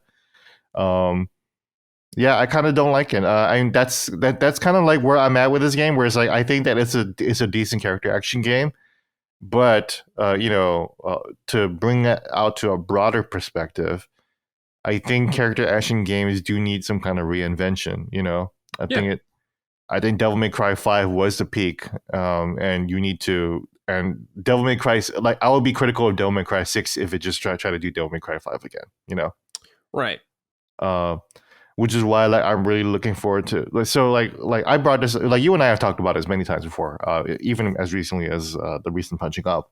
But you know, when I was describing Arkham Origins and the way enemies would parry you, you know, as opposed to you just parrying the enemies all the time. And in there, I talked about how, you know, like, I feel like Sekiro is really the most innovative melee combat system of recent years, and it has not been topped. You're right. It's a little weird. It hasn't. It's a little weird that, like, the only thing other games copy from Sekiro is parry, and not like the way the parry was designed around this whole dance between 2 characters, where the characters are slashing back and forth at each other, you know, being very defensive towards each other, and that being some kind of life bar, you know, where you're just not hitting and slashing at scale all the time, like 100 combos. And that's what Devil May Cry 5 games are, and that's what this game does too, where it's like, I'm hitting these enemies for like a million times, you know, air combos, awesome combos, right? It feels really good, right? But it's like, it doesn't feel interesting to me anymore to do a juggle and then like hit them up for a lot, and then like slam them down to the ground and bring them back up to hit them even more. Like, that doesn't feel nearly as interesting. Like, it was Sekiro that really opened my eyes, where I was just like, fuck, man, like, why aren't more games like this, where it's like, you don't see Sekiro like juggling Genichiro and then like slashing at him 1,000 times, you know? Right. It's Genichiro blocking your ass and then you blocking his ass, and you guys are just going at it and slashing every once in a while, like the whole time. Like, there's like tension and bars going up and down and everything like that, right? I think Platinum Games understands that limitation, you know, the limitation of the genre, the evolution of the original Kamiya formula of Devil May Cry, right? And I think that's what they've been trying to kind of solve, Platinum Games themselves, not successfully, but Scalebound was supposed to be that, right? Yeah, it was supposed to be a character action game with a dragon, right, as a partner, and then they kind of took that idea and scaled down it to Astral Chain, right? Yeah, and they did that with kind of with Bayonetta 3. Bayonetta 3 as well. There. Yeah.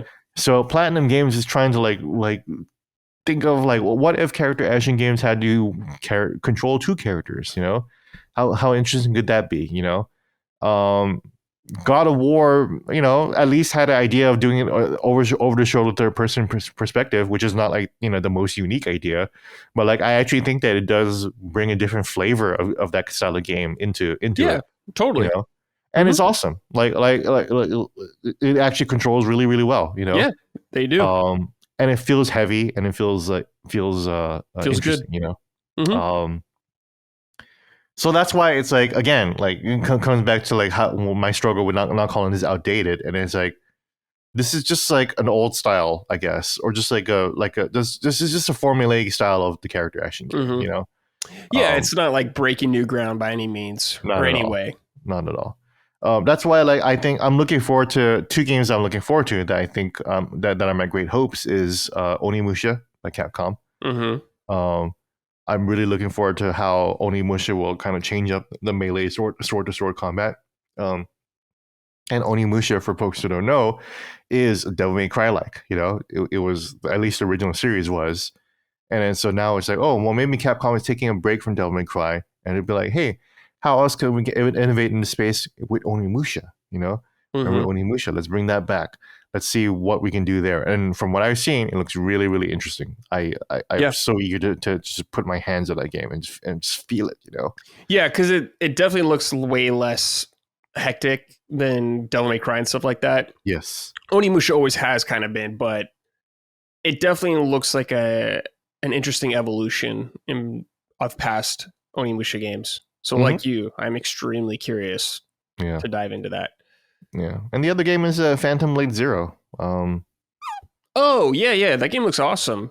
Yeah, looks really the animations fun. looked amazing, and I haven't really seen any previews of it because I kind of wanted to see like a nice, big, actual big preview of it, and there is, and maybe I missed it. I'll check it out. But from the trailers, it looks really cool. Like the way the animation blends each other with each other. I think that game's next year. I want to say. Oh, there's no date. Okay, so probably that's next a while year. later. Okay. Yeah. What about Ninja Gaiden 4 though, Gene? Ninja Gaiden 4 is interesting because it's my platinum, right? I do think that it looks kind of interesting because it is an upgrade to the original Ninja Gaiden formula, which I think it's in and of itself is fairly unique, right? Sure, because it does feel different, yeah. It does feel different. It does feel like it is different, and we don't have a lot of Ninja Gaiden style games, you know, as opposed to like Devil May Cry likes, which is quite a bit, you know. Especially like lately, even in the MOBA space, there's Punishing Gray Raven, which is a lot like it too. And I think Yang Bing took Sony's offer for the China Project Hero because he was getting all these offers from mobile companies to make Lost Souls a mobile game, and he did not want to do that. So, you know, shout out to him for being ambitious, maybe too ambitious, right? This game was, yeah, I think so. Right, I think that's probably the biggest, broadest criticism we can give the game is that this game, definitely was too big for his britches. You know? It's like I could see potential, especially in future projects. Yeah, that he's involved in or whatever. Yeah, talented guy. Yeah, talented guy. Yeah. What was I saying? Yeah, but Phantom Blade Zero looks really interesting too, and so that's what I'm saying. It's like I think that this game, I'm really tired of like just combo, you know, heavy character action games, and I definitely looking for like a nice evolution of it. Astral Chain was it too. Astral Chain was really interesting, you know, but it was also very combo centric too. So I don't know. We'll see. People like those combos. Yeah. I do want to say also there are like these challenge rooms kind of in this game. You know, many action games have them, and I think they're actually really fun. And they do put up a nice challenge, so that's really nice. But yeah, game needs work. I'm having fun playing it because I understand what it is, and I would not recommend this game to most people. I'll say that right now. It is $60. It's not full price, but still, for what it is right now, maybe a little too much in my opinion. I think so. $50 is a little bit better, I think. Yeah. But I would say definitely I did stay 40-30, you know? Yeah. But, let me see. Oh, go ahead. What do you think about the level design? Because I'm not that far into the game, so you're like, further. But it's it stays linear, right? The whole it's super linear. Yeah. I think the game was originally they were going to make it open world, but they just couldn't figure it out, so they made it linear. And it's fine. Like going through this stuff is all right. There's occasional, like, you know, platforming stuff like that to break it up, which I like, but it's not incredible. Like, honestly, to me, most action games don't have super interesting level design, I should say. Like, Devil May Cry 5 was a great example for me in that sense. Like, it's just kind of like, yeah. Like, I thought it was kind of like boring in Devil May Cry 5, especially like the super latter boring half of the game. 5. I was like, dude, what? But it's just hey, walk down this asshole for 3 levels. To me, it kind of like bums me out because we got away from like Devil May Cry 1 is like my favorite in terms of level design. Like it's, I guess it's stage based, but like so many of the other Devil May Cries are just anyway. So I kind of miss like the, the back and forth. Yes. Get an item, open a door, key, something like that. I agree. So I miss that kind of stuff from action games. I wish they'd go back to more of that kind of stuff, but might be the minority in there, or us. I don't know. No. I think a lot of the Devil May Cry community is like, man, I miss the Resident Evil vibes of Devil May Cry 1. Getting keys and opening keys and going back and I always love that. Certain bosses. It was kind of, hate to say it, but it's a little bit Souls-like, right? But it's like, or Metroid-like, but it's like it gives for you Metroid, a nice strong sense of attachment to the environment, in the world, right? Yeah, it's like, I don't know, like, so people like freak out if they hear Souls-like or something like that, or a term like that, or Metroidvania like that. People like freak out way too much, in my opinion. Dude, it's just shorthand for we're just trying to communicate to you, what it means, It's just like, I just want a little more a little more exploration going on, I should say. Yeah. Not just me beelining it. Yeah. The entire way. Yeah, it gives you a nice, strong relationship to the environment. That's why we remember. That's why we remember Angel Island or whatever the fuck it was called in Devil May Cry 1 so well. Yes, or the tower in Devil May Cry 3. The castle in 1. I would have loved it if Lost Soulside kind of did that too, where it's like, oh, here's like puzzles or whatever, right? Sure, yeah. But you they want to have puzzles, and it's like, okay, well, like it'd be cool to have these puzzles in like an environment that like speaks to you, and you're not just like rushing past like these cool visuals, again, like the visuals are fairly cool, but just kind of rushing past everything. Yeah, like you said, beelining. One thing is interesting, I guess, about the combat gene is I saw people complained in 16. I remember that it didn't have like elemental weaknesses on enemies and stuff like that. And this game does, and I'm like, it doesn't fucking add anything. No, it doesn't. It doesn't even fucking matter at all. So I never got that criticism for 16. I was like, that sounds boring and just limits your gameplay options kind of going on there. Like, can you imagine 16? You're like, well, I have to use this power here in this fight, when these games are all about giving you the flexibility to play however you want to play. Yeah, and it's just like you have like different weapons in this game that have like different like attributes. I'm like, we don't fucking need this. This doesn't really like add anything interesting to the gameplay right now. Maybe on like the super hard difficulty later on, maybe I'd notice it more. But just for right now, I'm just like, this kind of feels like nothing, I should say, right now. I agree with you. I think like maybe elemental weaknesses can be designed right, but it's very easy to for games to fall into the trap where it's like, oh, you have to be this version of yourself. Yeah. Then the game becomes Devil May Cry, the remake, the reboot version, right? DMC, yeah. DMC, where DMC has like, oh, this enemy can only be defeated by this weapon, so you better switch and start fighting, Yeah. And it's so boring, and it's so dull. I'm not a fan of that. It's so limiting. In a game like this, I'm not a fan of that, I should say. I agree. Some other game, like more like RPG, like focus kind of things like that, like exploiting a weakness, I think is really fun. Yeah, I'm like cool it matters again in Dark Souls, Exactly, like, yeah. Like, oh yeah, I have my holy sword, in that stuff. But yeah, for this like character action games, I'm not super into it yet. No one has done it yet where I've been like, great, nailed That's true. You're right. Yeah, I'm not even sure if there's a version of that style of game where they did it good. You're right. Yeah, I can't think. Yeah, let us know in the comments if you know a character action game. Yeah, do let us know. Also, one thing I got to bring up, dude. Your character has 2 speeds, like a more like jog and like a sprint. Bro, the jog, they need to change that animation immediately. It has this like hitching kind of going on when you're running, and like the camera's like hitching. It's so weird. I was like, how did this get through testing or whatever? Like, in my opinion, this game shouldn't have come out till like next year. This game needed more time, I think, to cook. And I don't know who was pushing for it to come out, if it was Sony or whatever, I don't know, but this game needed more time. So I'm lot of things need to fix. You reminded me. You should also say that about Metal Gear Solid 3 Delta. It's like, why the original version already exists. There's no like great thirst for Metal Gear Solid 3, another version of Metal Gear Solid 3. Again, like, we just praise the hell out of the game. I highly recommend it. But it's like, well, you could have just let this cook for like another 6 months to a year, and make a good version of it that came out, why did it have to come out now? Yeah, Lost Soul Aside I can kind of understand, because like that shit's just been like people have forever. died. People have born and died. Children have been born and killed in Yeah, the that's time true. that Lost Soul Aside has been made. Entire lives has passed. Yeah, that could be it. So here, let's read from the listeners right here. This is from Evan. Hey, Summon Boys. Interested in your thoughts on Lost Soul Aside. Personally, even as someone who finished all mainline Final Fantasy games and most recently Platinum 15 and 16, this is a big fat no for me. The overall aesthetic and unreal anime look are extremely generic, and anything that looks remotely cool is a worse version of a Final Fantasy design, and the poor voice acting exacerbates the issue. Added a shield/stagger meter that creates a rinse and repeat loop where you have to show off the shield to get a life bar, to get to the life bar, and the content twirling and flipping in cutscenes that would make even a Metal Gear Twin Snakes fan blush.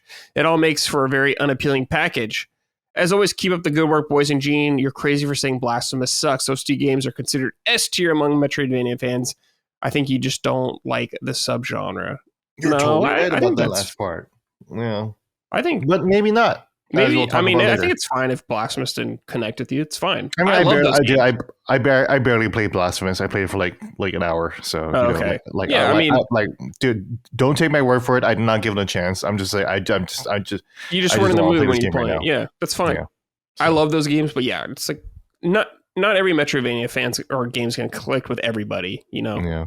One thing I will say here, we were talking about this like shield thing mechanic and life bar. You still do damage to them when they have their stagger meter up full. You still do damage. It's just when you get that stagger meter open, not only do you get time, what's good about it is you can fucking just unleash any of your combos. You don't have to worry about the enemy hitting you back or anything like that. Because, if I'm trying to do like the judgment cut attack with like a combo and all this shit, like you can get just hit from an enemy. Like they don't get flinched back from every hit you do. So it gives you an opportunity to go fucking all in with whatever attack you want. And you get to execute like that square plus X attack, which does a ton of damage, which is pretty fun. But I understand people not liking the stagger bar and stuff like that. Makes sense to me. Curry Powder wrote in here. Curry Powder 84. Hey, Brad and Gene. I've been playing Lost Soul Aside and enjoyed it overall, especially the combat. While the game definitely has issues, I see a lot of complaints about its visuals. People have been complaining about devs focusing way too much on fidelity for years, but whenever a game like this comes out with less than cutting edge graphics, people are so quick to point out how bad the game looks. You always have your obligatory, it looks like a PS2/PS3 game comments. I think the game looks fine considering it started as a solo effort and is part of an indie development initiative, the China Hero Project. For a game like this, the most important critique should be how the gameplay feels, how much depth there is to the combat, how balanced the difficulty is, how responsive the controls are, but that would actually require actual game time into playing the game, right? Yeah, I think that's fair. A lot of this kind of stuff. Yeah, no. It's what's weird about this game is there's so many like caveats and things you have to kind of like clarify. It's a very like complicated game to talk about, I would say. Yeah. Because there's good stuff, there's a lot of bad, there's a lot of potential. The scenario the game was made in, the price, all that kind of stuff. So I don't know. It's a weird game. For most people, probably not worth it right now. For you guys, don't bother. Maybe if you really like character action games and you're fiending one, sure. If you're curious, check it out. But for most people, I'd say, hey, wait for a few patches. Wait till they add some more patches. Maybe get it for like $10 less, $20 less.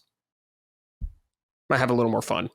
Yeah. But yeah, story-wise, don't expect anything from the story. Oh my God, dude. Just say that. Don't expect shit. All right, Gene, it's time for Sort It Out. Wait, let me say one real thing about the art style of Lost Soul Aside. Because I think Evan mentioned this real quick about like how generic the anime version is, the anime look is. I kind of agree with that. Like it's just like, they looked like Black Desert Online characters to me. yeah, it's very like it looks like a mobile game, like wow, this guy really resisted trying to be a mobile game, and it's like no, but this has like deep mobile game energy. Dude, the guy is just rip off Noctis, right? Yeah, 100%. Yeah. And he looks cool, but like I feel like I'd be even more generous with this game, like not to be too woke about it, but like wouldn't this game be funnier if it was just like some black dude? You know, Maybe. Like it'd be cool, like to see, like like oh, this black dude, and he's just like ripping shit up with his dragon or whatever like that, or like a woman or whatever, Mm-hmm. That's my wokest thing I'll ever say, but it's like woke Gene. It's like the game would invite less comparisons, like if it didn't look like Noctis like wearing like fucking Dante's coat, whatever, Sure. That's all. Yeah. Fair enough. Yeah. If it was just like if it was just like some cowboy or something like that, literally any other character, cowboy character action game. Dude, a cowboy character action game, dude, that'd be sick, dude. Using the lasso, whatever that. There you go. Come on, Platinum, hire this man. Yeah. Anyways, sorry, sort it out. No, yeah, sort it out. Okay. Gene, is there anything this week for you that needs sorting? Gosh, I don't know. I haven't really thought about it yet. I know. I'm kind of in the same boat. I'll tell you what. Let's see what the listeners say, then we'll come back. Yeah. What we think. This is from DJ Housecat. Good day to you, summoners. I want to issue a sorted out to developers using Unreal 5. I get it. Game development is hard, and the audience is always demanding games look better. But when your lighting, foliage density, and texture detail is so extreme that you have to render the game at 720p, I can't even appreciate all the effort because your game is a blurry mess. Metal Gear Delta joins the ranks of Silent Hill 2, Alan Wake 2, and so on. You have to either wait for a PS6 or buy at least a $1,500 PC to actually see the game that the developers made as they intended it to be seen. For all of our sakes, players and developers sort this shit out. 720p hasn't been acceptable since the PS3. Thanks for all the content, Brad and crew. Take care. So it's usually like a 720p internal resolution, I think, upscaled to a higher resolution, which is, of course, not as good as native. I will say, as someone who plays on PC quite frequently, Unreal Engine definitely has its problems on PC as well. Big time. So Unreal Engine is just kind of an unstable mess, it seems like, for the most part. Nicholas Brillhart wrote in, greetings, BGs. A massive sorted out to platonic games for Yuka Replay. Back in 2016, the developers released a flawed and lackluster successor to Banjo-Kazooie with the original game. Now, 8 years later, they're selling a version of the game that's supposed to live up to the promise of over a decade ago instead of fixing the mess people already paid for. Hello Game fixed their game for free. CD Projekt fixed their game for free. In 2025, there is no excuse for selling people a fix for broken promises. Yes, they have a 30% discount for buying the remake if you have the old one on that platform, but that's still 70% too much sorted out. This I kind of agree and don't agree with at a point, Gene, is like, yeah, the game, in my opinion, when it came out, and I played it when it came out, is it didn't live up to my expectations at all. In fact, I didn't even finish it. I'm very happy they're going back to it and kind of redoing a lot of it. I'm not exactly sure the kind of scope they're doing to this game, but I feel like if you're doing a lot of work, you need to get paid for it some way. Not everyone can kind of just work on a game for free, as long as some can. I have no problem with companies doing it. I think it's awesome that like No Man's Sky and Cyberpunk did it. But let's be real here. Those games are way more lampooned for their shortcomings. Way more. Those are humongous stories. And with Ukulele, people are just kind of like, move on. No. People went hard on what the fuck it's called. I can't think of it. Spaceship game, Gene. We were just talking about why was my brain No Man's Sky. It's funny. There we go. People went hard on that game. People went really hard on CD Projekt Red for Witcher, or for Cyberpunk. Witcher 2? Witcher 2? Yeah. Not nearly as much, but I don't know. What do you think, G? Do you think I'm being a little too generous, or do you think it's... No. I think, like, that's what pissed me off about, like, people complaining about Skyward Sword being $60, and it's like, even less work went into that game, Right. But, there was a lot of work into making sure that the game works well with third-person controls that isn't the Wiimote, Yeah. That in and of itself, on top of like the visual upgrades and making sure that it all runs at 60 frames per second, is just a lot of work, and it's fair to want to be compensated that. Also, I never played ukulele, so I'm just talking out of my ass here, but like I don't know, 2016 sounds like a long time ago. Like It was. Yeah, I feel like I think it's probably worth paying in for a better version of the game back then. Yeah, why how not? much is this gonna be? I'm wondering what the price is. Replay. I wonder if I can find if it's like $70, then I guess I can understand. You can't see the price right now. I highly doubt it'll be $70 though. Yeah, my guess it's gonna be 30 or 20, something like that. That's my guess. Then that's fine. I mean, you're buying another port of the game, basically. Yeah, I guess so. Yeah, you're buying like an upgraded version. Yeah. You know what? Maybe it's just because we come from the era, Gene, of like Capcom fighting games where they're just like 5 versions of one fighting game and stuff like that. $99 for Street Fighter 2. Wait, yeah, four more characters? That's also $99. All right. Yeah, I don't know. Maybe I wonder if like I'm being too generous or not. But it's like I don't know how much work they did in this, how much time. Like some companies can't afford to do all this work and not make any money for it or whatever. So. Yeah, and this is a smaller company. It is a smaller company, and I know No Man's Sky is from a smaller company and stuff like that too. But they at least had Joe Danger. Yeah, but No Man's Sky, he went to fucking late night talk shows. And yes, it was a huge scale. And he did lie. He was lying, man. Like Sean Murray has definitely like turned his reputation around, and we don't have to like hold that against him forever. But like he did fucking lie back then, like straight up, Yeah. So. I'm glad that he doesn't lie anymore, but like he was a liar. Yeah. Yeah. All right. Thank you for writing in, Nicholas. Yeah. This is from Neo JD. Sorted out Crystal Dynamics. More layoffs due to, quote, evolving business conditions. When will it end? Never. The layoffs are going to keep coming in games industry, sadly. It definitely feels like. Especially when so many companies make more money than ever. But I don't know. I don't work in these companies. I don't know what it's like. But it is. You don't like to see people lose their job. I guess I'll say that. Okay, Gene, we've had a minute. Anything that comes to your head? Because I don't got jack shit right now. Wow, we both don't have anything. Yeah. Sort it out to Gene and Brad for not having anything. But yeah. Nothing I want to complain about right now off the top of my head. Yeah, it hasn't been like the worst. I don't know. I guess sort of the console warriors. That's always, but that's evergreen though. Yeah, that's an evergreen. Sure, we can do that, dude. Fuck it does. Like I have seen a timeline. Just like I hate the term crashing out, especially when it's not applying to that. I see a lot of people just get mad at especially after the release of Gears of War Reloaded, and the Helldivers DLC. Like some console warriors are like really short circuiting in terms of like what this all means. Yeah. Yeah, man, it's crazy how involved people get in that shit. Yeah, it's very, very sad. Yeah. All right, let's see here. Let's do the exact opposite, Gene. Keep it up. Stuff we're pleased with in gaming right now.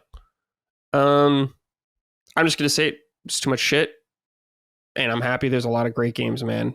Just played Shinobi, fucking awesome game right now. Hollow Knight is coming out in 3 days, and it's $20. How crazy! Like what? That's my keep it up. That's so good, dude. $20. I gave shit to Team Cherry for sounding like assholes for not communicating with folks last week in Punching Up. But basically it's like, why didn't you communicate better with your Kickstarter backers? And again, to clarify, and readers are right to point out the clarification that like it was a Kickstarter reward, not a separate Kickstarter for Silksong, right? But that said, though, man, fucking keep it up to Team Cherry, man. Like you could have charged $50. Fuck, I think you could have charged $70 for this game. Yeah, I would have bought it. Yeah, everyone would have bought it. Like maybe you probably get a few complaints, but it's like, well, like I feel like a lot of Hollow Knight fans of now, spoiler alert, of now on which I'm one of them was like, wow, we did not pay enough for Hollow Knight 1. That is a full ass game. I thought this game was gonna be $30. Yeah. 20, dude, that seems so cheap, man. That's for insane, how popular this game is and how many copies it could sell, dude. You know, I spend more at fucking Taco Bell Yeah. than, you know, like that's Yeah. crazy, you know? Yeah, man. That is wild. Man, it's gonna be fun to play that game very soon, Yeah. dude. So yeah, keep it up to Team Cherry, man. Yeah, keep it up, guys. You guys are something else. That's for damn sure. Yeah. But just like there's so many awesome games right now, like that I wish So I many could get fucking to. games, dude. I'm fucking tired of it, dude. It's crazy. Yeah, it's like I just have to like let games go. Like Hell is Us, I'm curious about. I played the demo, I thought it was kind of cool, but like I just can't get to it. There's just too much You shit. just have to let games I just go. have to Yeah, let it you're go. right. You know? It's like I can't do it, man. I can't do it all. Just gotta let them go. Get to Yeah, some there's other another time. game that's coming out soon that I was supposed to review, and it's like I haven't gotten time to play it at all. You know? Yeah. I It's barely like, got to Delta. You know? yeah.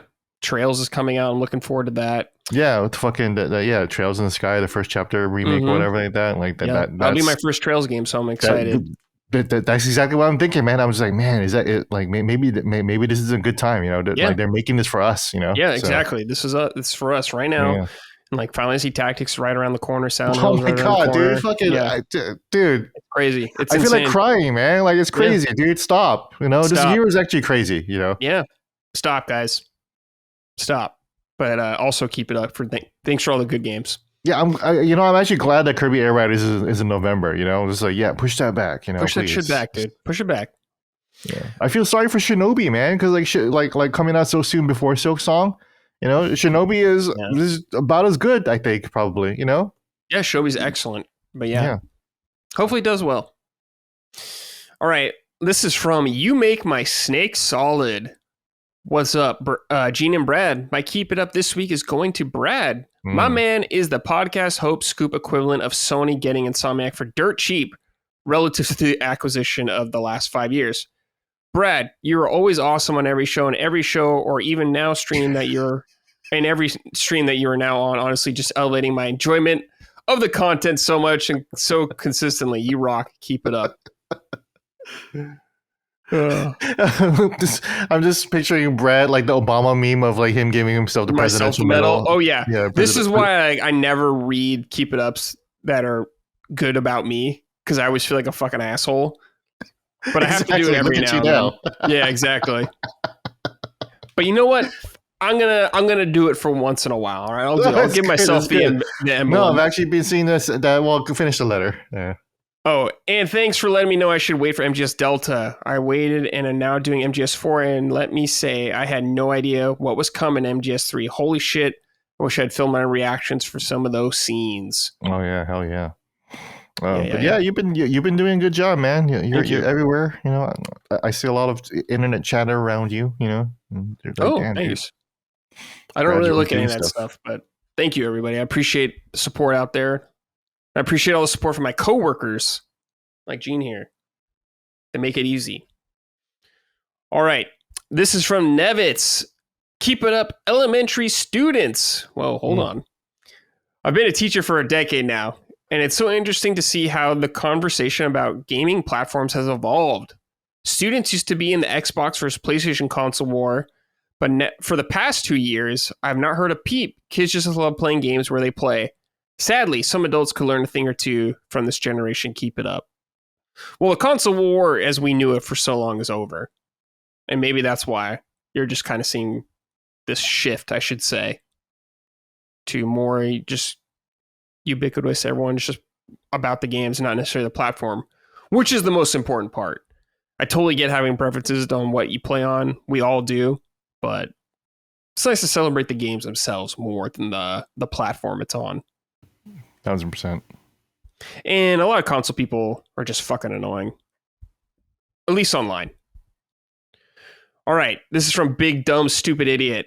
Hey, Liquid Brad and Revolver Gene. Keep it up to handheld gaming. With week 1 of college football in the books and the NFL starting Thursday, I've been loving chilling on the couch with my wife playing our Switches while a game is on. She's grinding out bundles on Stardew Valley. I'm working my way through Cold Steel 3. And we're heckling Arch Manning for being a Nepo baby fraud. Horns down. Have a great day. You're a handheld gamer, Gene. That's right up your alley. I sure am. Steam Deck remains my number one. My console of the moment, you know. Despite Donkey Kong Bonanza, despite the Switch 2, I still love my Steam Deck. Oh yeah, I mean the Steam library is just fucking enormous in the amount of Yeah. stuff you can play on it. Yeah, but yeah, and it's just again nice to hold a game in your hands. Something immersive about that. Yeah, it was really interesting when you told me, growing up on Guam, you said you were playing like handhelds mostly because that's what you had. It's like, it all makes sense why they. Mm-hmm.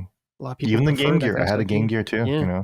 Dude, Game Gear, man. The fucking colors and everything like that. But it was like as big as like the Steam Deck. It's huge. The Game Gear was huge. It was so massive. It was so crazy. Tiny screen, so many batteries.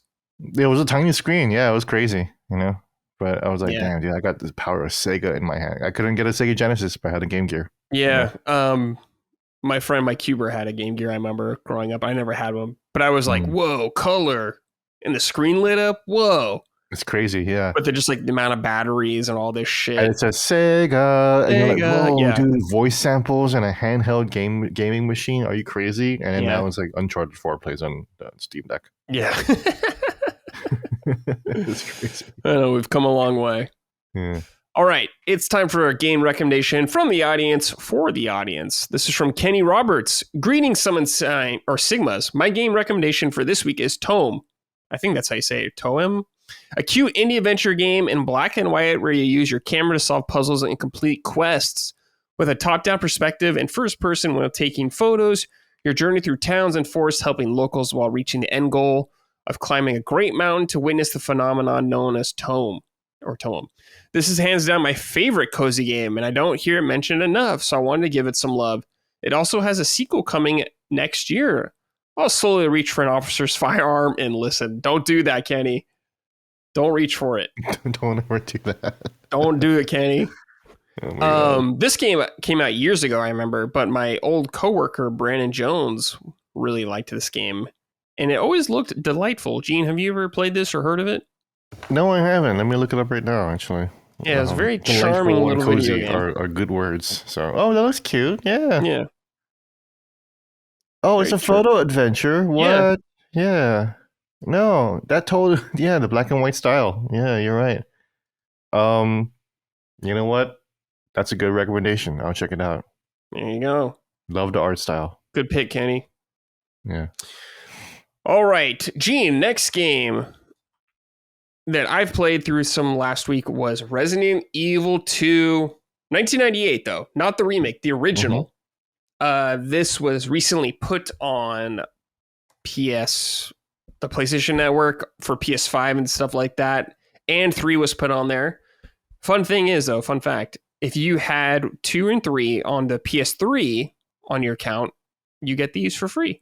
So I was very delighted about that. I was like, sick. Keep it up to Sony for doing that, for sure. Yeah. Shout out to PlayStation for doing that. Shout out to PlayStation for doing that.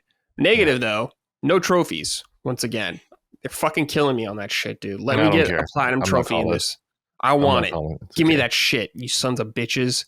Although the Resident Evil games are great for trophies, though. Like, they're so fun. They're so fun to get achievements for. Like, that would have been fun. So that is a missed opportunity. I agree. Yeah. But anyways, I played this. Last time I played it was in 2019 before Remake 2 came out. I revisited it. So I was like, all right, let's play this. Let's give it a little revisit. I played Leon A this time. Last time I did Claire A, Leon B, because that is the canon route of the original. That is canon order, yes. So, but this time it was Leon A, Claire B. And man, this game is fucking awesome still. This is, in my opinion, easily one of the best PS1 games out there. And the PS1 library is incredible. This is such a fucking well-paced, well-executed video game with impeccable level design and danger and variety, dude. It does such a good job of making you feel helpless. Obviously, I've played many Resident Evil games before and I have experience, but even with all that experience, you still feel against the ropes a lot of times, running out of ammo, deciding what targets to kind of choose to take down. You're like, okay, I got to tank a hit here. I'm just going to get hit. All these guys regret wishing I took down some zombies when I didn't earlier on, and now I got hit a lot from it. Stuff like that. The RPD is just such a goddamn good environment. It is incredible going through this thing. All the rooms, all the life, the signs of life that were going on there, finding the notes, like the officers being pinned down, reading all that kind of stuff, and finding out their struggles and stuff like that. The enemies, like they introduced the liquor in that cutscene that everyone knows about when you first encounter liquor on the ceiling. That really nice CG graphics. Oh yeah, really awesome. The music in this game is great. That is one of my biggest criticisms of 2 Remake is the music is like non-existent in that game. Luckily they added so you can play the original soundtrack in it, which is great. I always do. But it is so well done here. All the weapons feel really good to use. The game length is like perfect. I think it's like 4-6 hours probably for your first time to go through it. Man, when you get the super shotgun with Leon and you just shoot a zombie and like blows them in half, it still feels so good. The sound effects are still so good. I don't know, man. I cannot recommend this game enough. If you've never played this game, you absolutely, if you like survival horror games or like the newer Resident Evil games, you absolutely owe it to yourself to revisit this game. Check it out. The pre-rendered backgrounds look so fucking good in this game still. Even like the very beginning when you're in Raccoon City, not in the RPD yet, you're running through the streets, going through like the basketball court, all the shit on fire, going through the bus. It all looks so good. And one thing I really like about the game is the A and B scenario here is much more connected compared to the remake. It actually makes sense. Like there's stuff where you could like take something and leave an item for the other campaign scenario and stuff like that. They intersect in way more interesting ways. They feel way more different, I would say, compared to remake. Remake, like my biggest complaint with remake overall is the A and B scenarios don't feel different enough. And here they feel completely different. Like Mr. X is not even in the scenario A. He's only in scenario B. So it just makes everything stand out way more. I love this game. It's so good. It's not my favorite Resident Evil game, but it's definitely like at the tops as one of my favorites. It's an incredible video game. Please check it out. I know a lot of people aren't fan of tank controls and stuff like that, and I totally get it. But it's definitely worth the effort of checking out. Gene, any thoughts about Resident Evil 2 you'd like to talk about? No, other than I want to play them. I wish, I know that they're out on GOG and they've been out on GOG for a while. I kind of wish that they were on Steam just so I can play them on the Steam Deck. It kills me that Capcom themselves haven't done like an official version on everything where it's like on every platform. Like how we have not gotten a Resident Evil collection when they've done so many collections. It's just like crazy to me. Yeah. The Capcom versus the Street Fighter collections, you know, Mega Man collections, and it's like, why aren't you doing it for Resident Evil? You're literally #1 IP, you know. Yeah, and there's a lot of games, top IP, a lot of old Resident Evil games. Yeah, other than Monster Hunter, you can't play. Like it's Resident Evil. Resident Evil is makes your money, guys. Yeah. Re-release them everywhere, and dude, like a Resident Evil Legacy collection, like with some art or history, like the art is so beautiful, like the original Resident Evil 1 art is so good. I don't know why they don't make it more widely available. So it's like, it's awesome on GOG because GOG is like the best storefront for preservation, right? But you know, as a user, like as a Steam Deck user, especially, you know, it's like, man, these games would be so perfect. You know, they would just run flawlessly on a little machine like Steam Deck, and it would just be so cozy to have them. But I'll check them out because, like you said, like you haven't played Metal Gear since like 2000 whatever. That's me with Resident Evil. You know, the original ones. I haven't touched Resident Evil 2 or 3 in ages. I can't remember the last time I played them, but it's definitely over 10 years ago at the very least. You know, 2 still holds up so well. Yeah, so I would be very, very excited to just like hit these back up and I don't know, just again, it'd just be so cozy. You know, I guess the PlayStation Portal games. I guess I don't know. Yeah, but yeah, I highly recommend this video game, listeners, if you have not played it. Austin Trevino wrote in, "Hello, Summoners. What a perfect pair to discuss RE. Seeing how Brad, you're playing RE2 OG, I know you both are fans of the series, so we can skip the pillow talk. Tell me why Resident Evil is never mentioned in the same light as some of the best Metroidvanias in terms of gameplay, ideas / philosophy. Yeah, man. This series has some of the best adventure elements in gaming, in my opinion, and shares a lot of DNA, such as meaningful backtracking and solid level design. It's the one aspect I feel is not talked about enough. Since Gene is playing Hollow Knight, is there anything that either genre can learn from one another, as both series are getting their next sequels soon? Cheers and keep up the good work. Yeah, it is interesting because a lot of these games, like Resident Evil, is not classified as a Metroidvania, but of course it shares elements with many Metroidvanias, like he was saying, backtracking, all that kind of stuff, finding an item that you use later on in an old area, stuff like that, very Metroid things. Adventure games. Yeah, adventure games, exactly. Yeah. But do you think there's anything like Resident Evil can learn, or Metroidvanias themselves can learn from Resident Evil?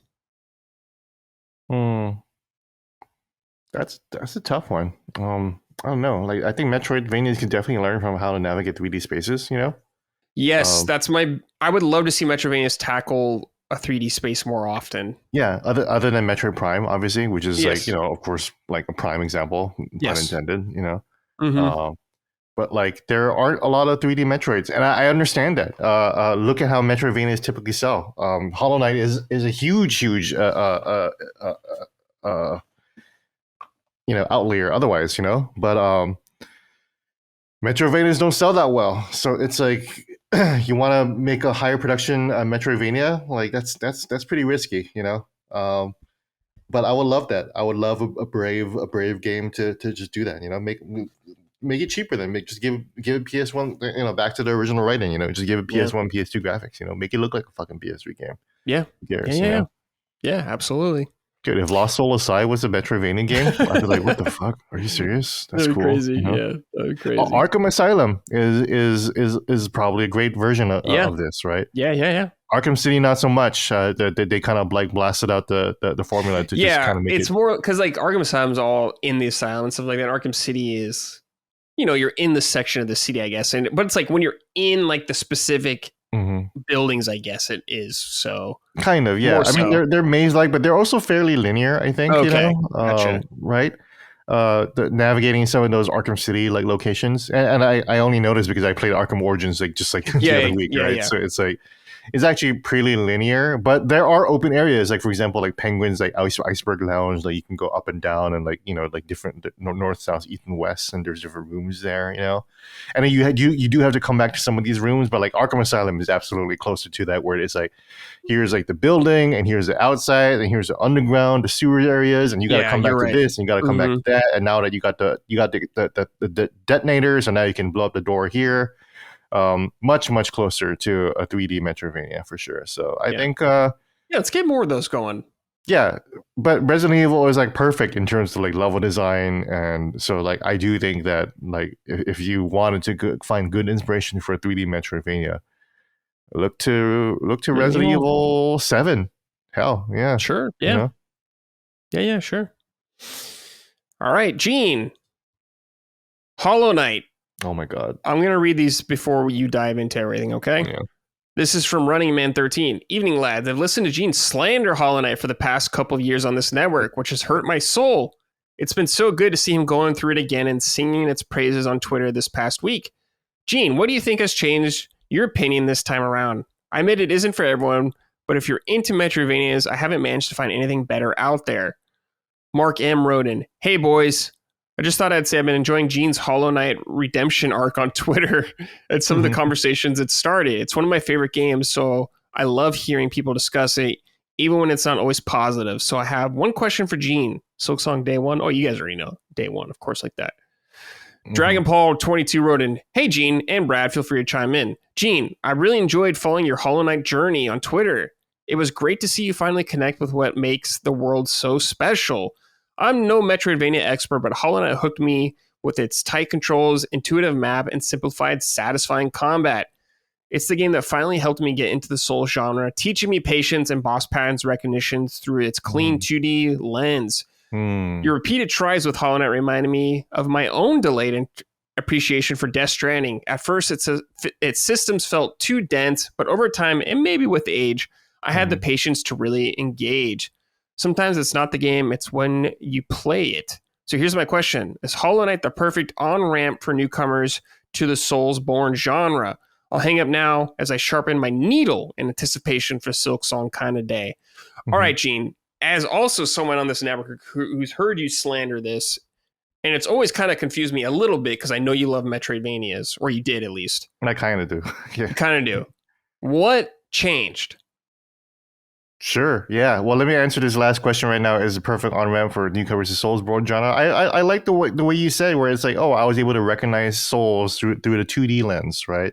Yeah. Like, oh, I now get it now. You know, maybe a little less like complicated to get into when it's just on a 2D plane. Right. I think that's something that Colin could probably like. Well, again, Colin's played Hollow Knight too, right? Mm-hmm. So, but like that's like if I didn't know Colin already, I'll be like, oh, well, maybe that's the way someone like Colin could get into the Souls-like genre. You know. Yeah. To answer Mark Evans' question, absolutely Silksong Day One. Yeah, absolutely. It's so funny to find myself here. And then the last question is basically your question. What has changed my opinion this time around? What happened to my original run of Hollow Knight back in 2018, 2017? I think I played the Switch version. So yeah, that's right. 2018. So what happened was that I was about to go on vacation. I was not covering games at the time at all. I was just a social media editor at the Washington Post. So I'm just playing games on my own. There was no pressure for me to play Hollow Knight, except that I was about to go on vacation. And I don't like going on vacation and leaving a game lingering. That's one. So I did kind of rush myself in that part. You know, I did the same thing to Red Dead Redemption 2. Which was so awful, especially during the Guarma section where I'm just like, fucking shit, dude. Like, can this game just fucking end, you know? And it didn't, right?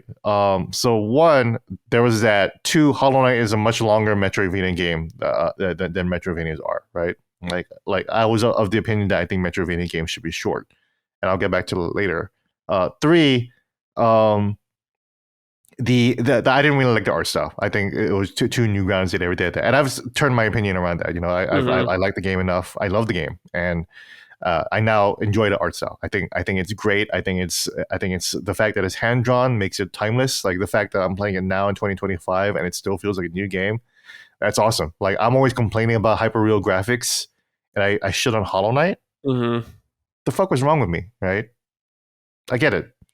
And then so I was rushed. Also, Hollow Knight does an interesting thing where it doesn't give you any hook at all. And you know, I know people like roll their eyes when I compare it to a Souls-like or whatever, but like that's what Dark Souls do. That's what Dark Souls does also. You know, there's no real call to adventure. You just wake up and you go. You know, Demon Souls, there's a call to adventure, right? Yeah. But Dark Souls is just like, no, you're just here, you know, and you figure it out. Ring the bells, I guess, right? Yeah. And Hollow Knight gives you even less than that. They don't tell you to ring any bell. The knight just shows up, and you're just expected to self motivate. You know, yeah, that's tough. You know, Metroid gives you a goal. You know, Castlevania gives you a goal: kill Dracula. Metroid gives you the goal. You know, destroy Planet Zebes or find the Metroid. Blah blah blah. Hollow Knight is just like you just show up. And here's a town, and then you go down and then fucking figure that shit out. That's frustrating. The whole point of Hollow Knight is get lost, and I did get lost, and it was frustrating. So what I did back then was I played it the Colin Way style, which I think a lot of people might agree is kind of stupid, right? Especially for the first time in the game, where you just open up a guide and you just read a guide and you just follow it. You know? Because I got so lost in fucking Deep Nest back then, and I was just like, this game fucking sucks. You know, where's the map? What the fuck is this, right? Like, because you have to find the map guy to unlock the map for each area in Hollow Knight, right? I'm just gonna assume that everyone here knows exactly what I'm talking about when I talk about certain aspects of Hollow Knight, right? And I won't spoil Hollow Knight. Don't worry, I won't talk about the story or anything like that. Just the mechanics mostly. But I was just so lost. So at that point, I just gave up, and I was like, you know what? Let me just look at the guide and just follow it and just get to the main quest. So I did. I just beat the version of the game, got like 40%, 50% done of the game, and I was like, fuck it, whatever. I'm never going back to that game ever again. That's where I was. You know. Also, the vacation I went on sucked ass, so I didn't even finish the game. I came back in a shitty fucking mood, like super depressed, and I come back to this super depressing game because like that's like my other thing.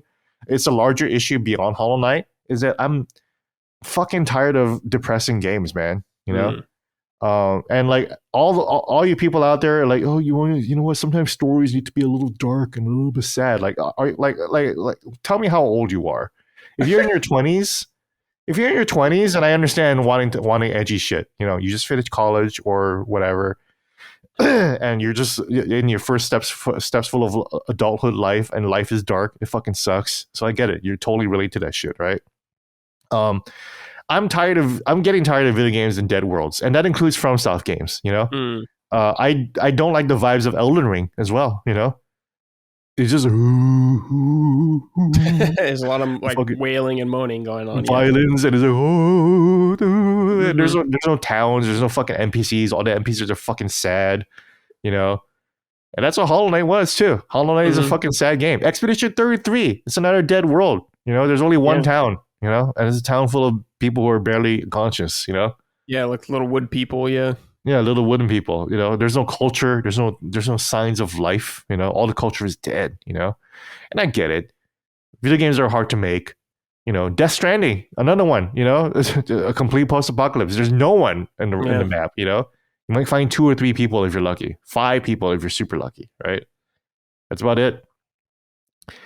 That's the nature of video games. It's just easier to create dead worlds, you know. Yeah. That said, though, Hollow Knight's dead world is done with intention. You know, there is a lot of life there. There's a lot of enemies. There's a lot of culture there. You know, when you explore the world, and this is like where I just start glazing Hollow Knight. Like I fucking think Hollow Knight is.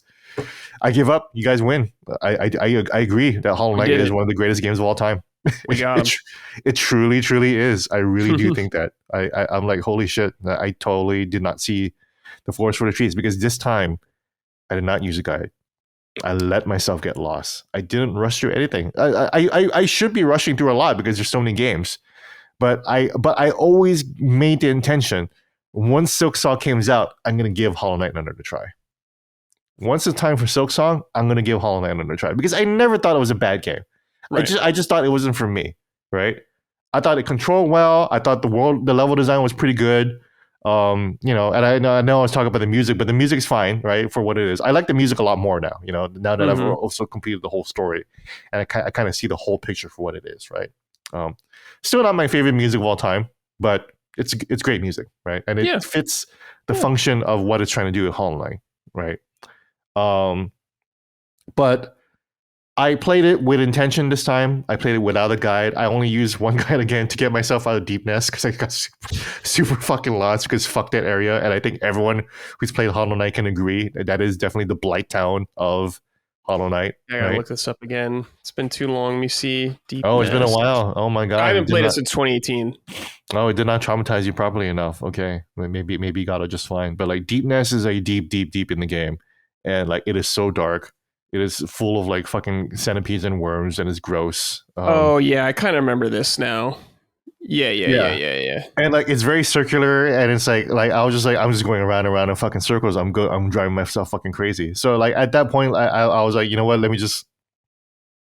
I'd probably be forgetting an exit here or something like that, and I did. You know, I just kind of blanked out, because there's a lot.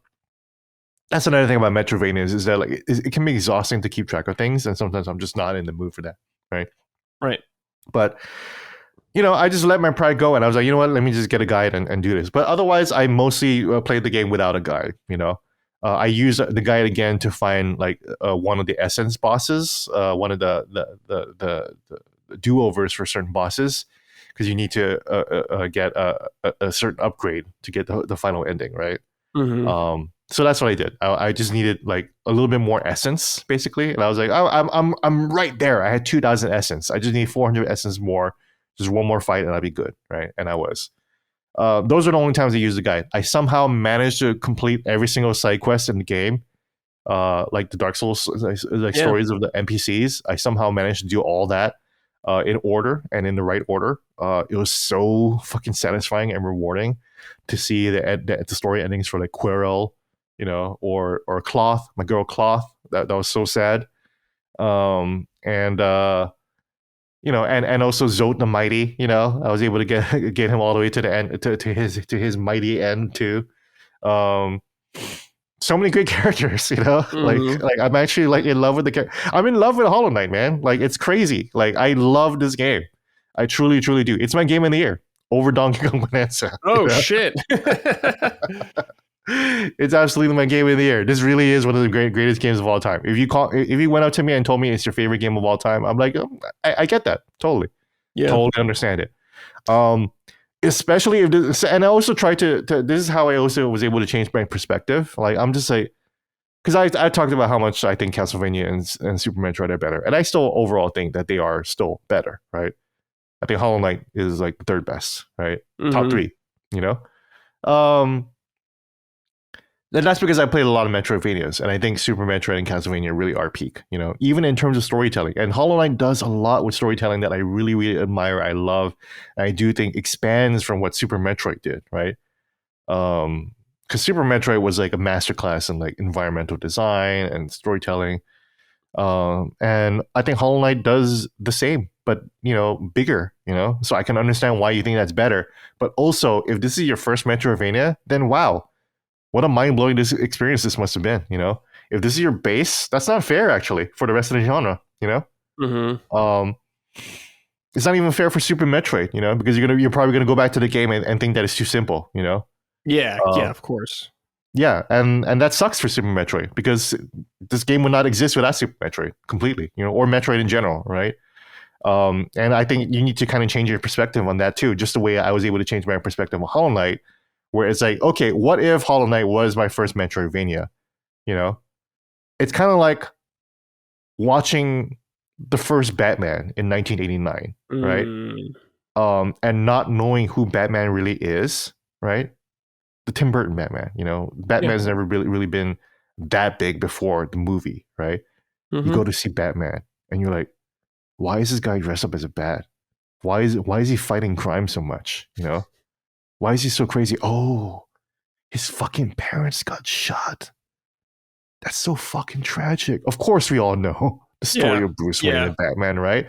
But imagine if you didn't know, And there's a lot of people that are like that, So imagine and Metroidvanias aren't exactly the most popular game genre ever. Imagine if you stumbled into Hollow Knight. What a revelatory experience this must have been for you, Yeah. So I walked into Hollow Knight with that kind of like fresh perspective and that kind of optimism, where it's like, let me place myself in the shoes of someone who has never played this game before. And then my eyes started to get open to it. My mind started to get open to it. Look at the environmental design here. Look at the layering of the backgrounds here. Look at the enemy positioning that's going on here. Look at the items that I'm finding and what kind of stories that tell about the place that I'm in, right? Let me listen to the music. Let me try to forget the fucking banger that is Northern Brinstar that I had in my head the entire time I'm playing this game, right? That was where my complaints about the music came from. I think the music should be snappier. This game is quick, fast. There's a lot of action. So it's like, I'd like some music to drive me along, like Ninja Gaiden Ragebound. But it's like, let me remove all that from my brain, all this baggage that I have in my head. Let me try to enjoy this game for what it is. Let me let the City of Tears theme soak into me, just like it's soaking into the windows of that beautiful, beautiful tower, the beautiful, beautiful city. And then I started to tear up, actually, I started to get a little overwhelmed with everything, actually, And it really was like that Danny DeVito, I get it now, Yeah. Where I was like, oh, I see the brilliance of this game. I see what it's doing, actually. It evaded me because I had so much baggage, but also like I was so rushed, so close to it. Now I can see it for what it is.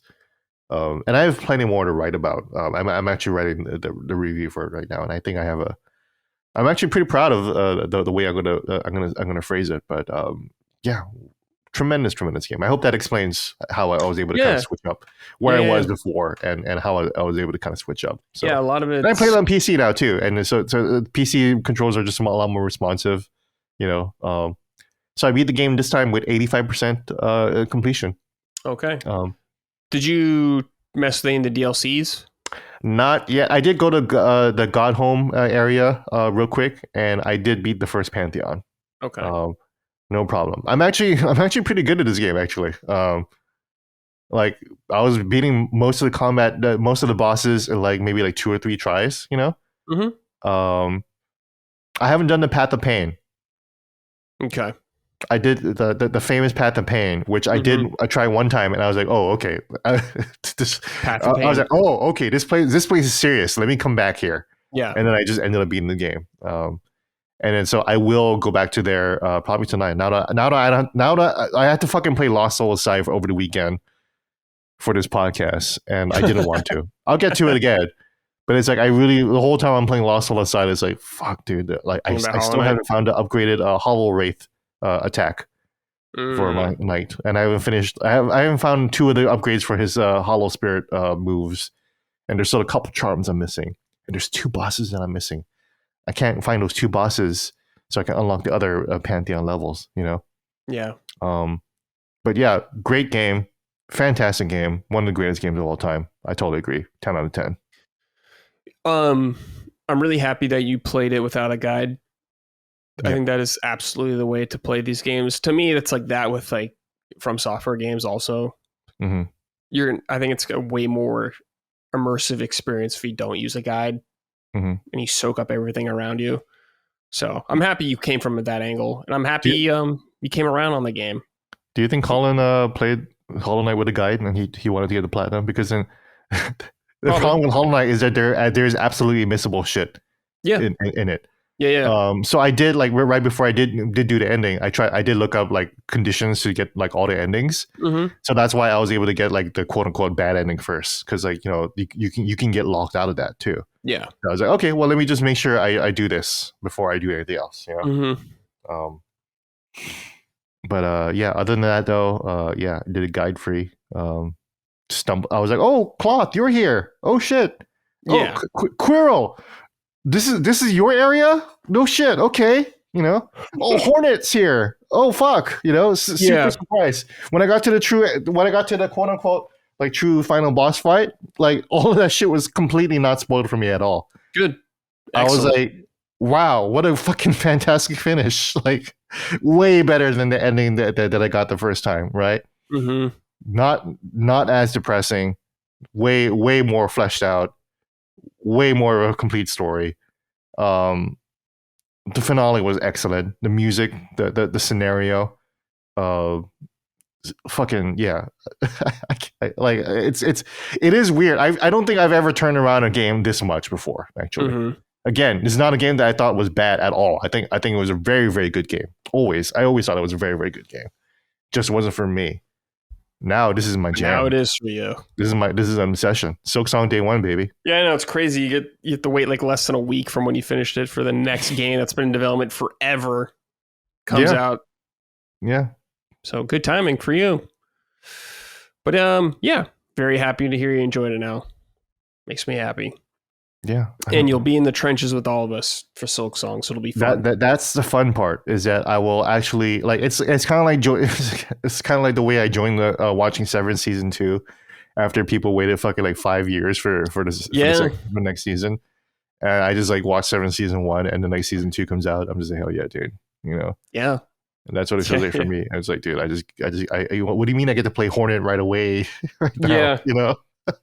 I'm stoked because I always thought Hornet was a cool character design. So that's why when I saw Silksong, I was like, I want to play as that character. There are certain aspects of Hollow Knight's art style that I didn't always hate. In that one, I always like the grubs, the little grubs you find. They're grubby boys, so fucking cute, like undeniable cute. Iselda, the one of the shopkeepers, she was a baddie, totally hot. You know, those bug hips. You know, that thorax. Those bug hips. Yeah, give me that thorax. You know, that central thorax, baby. You know, shake it for me. Oh man. And then number 3 was Hornet. I was I guess the women and the grubs of this game, but like, you know, like the Hornet was always kind of hot and cool looking and like had like so much aura. And I was like, why can't I be that fucking character? And then so when I saw Silksong, I was like, oh, I can be that fucking character. Maybe this will be better. but I don't like Hollow Knight, so who cares? Now I'm playing Hollow Knight. I'm just like, dude, what do you mean I get to play as Hornet right away? This is so cool. I can't wait. Like it looks way cooler than Hollow Knight, even, man. Her movement and everything, you know. So yeah. Long story short, I think you know what? As we were speaking, I actually just reinstalled Nine Souls. Oh, you're gonna try that now? Okay. I'm gonna try that again because everyone keeps telling me, "Oh, if you fell off a Hollow Knight, try Nine Souls." Yeah, and I was like, you know what? I didn't fall off a Hollow Knight. Let me see if I can get some Nine Souls in next time. Yeah, you know? I've been meaning to get that game forever. Yeah, I heard it's great. Just haven't been in the right mood for it. Yeah, same with Prince of Persia: Lost Crown. I really like I've always kept saying, you know, the level design is fucking awesome. I think it's kind of even better than Hollow Knight in some parts, right? At least the platforming challenges, the fucking platforming challenges in Hollow Knight are crazy, though. You know, some of them are crazy. Like the White Palace was tough. Yeah, that White Palace was tough. Yeah. So Path of Pain, not looking forward to that, but I definitely want to do it. Okay.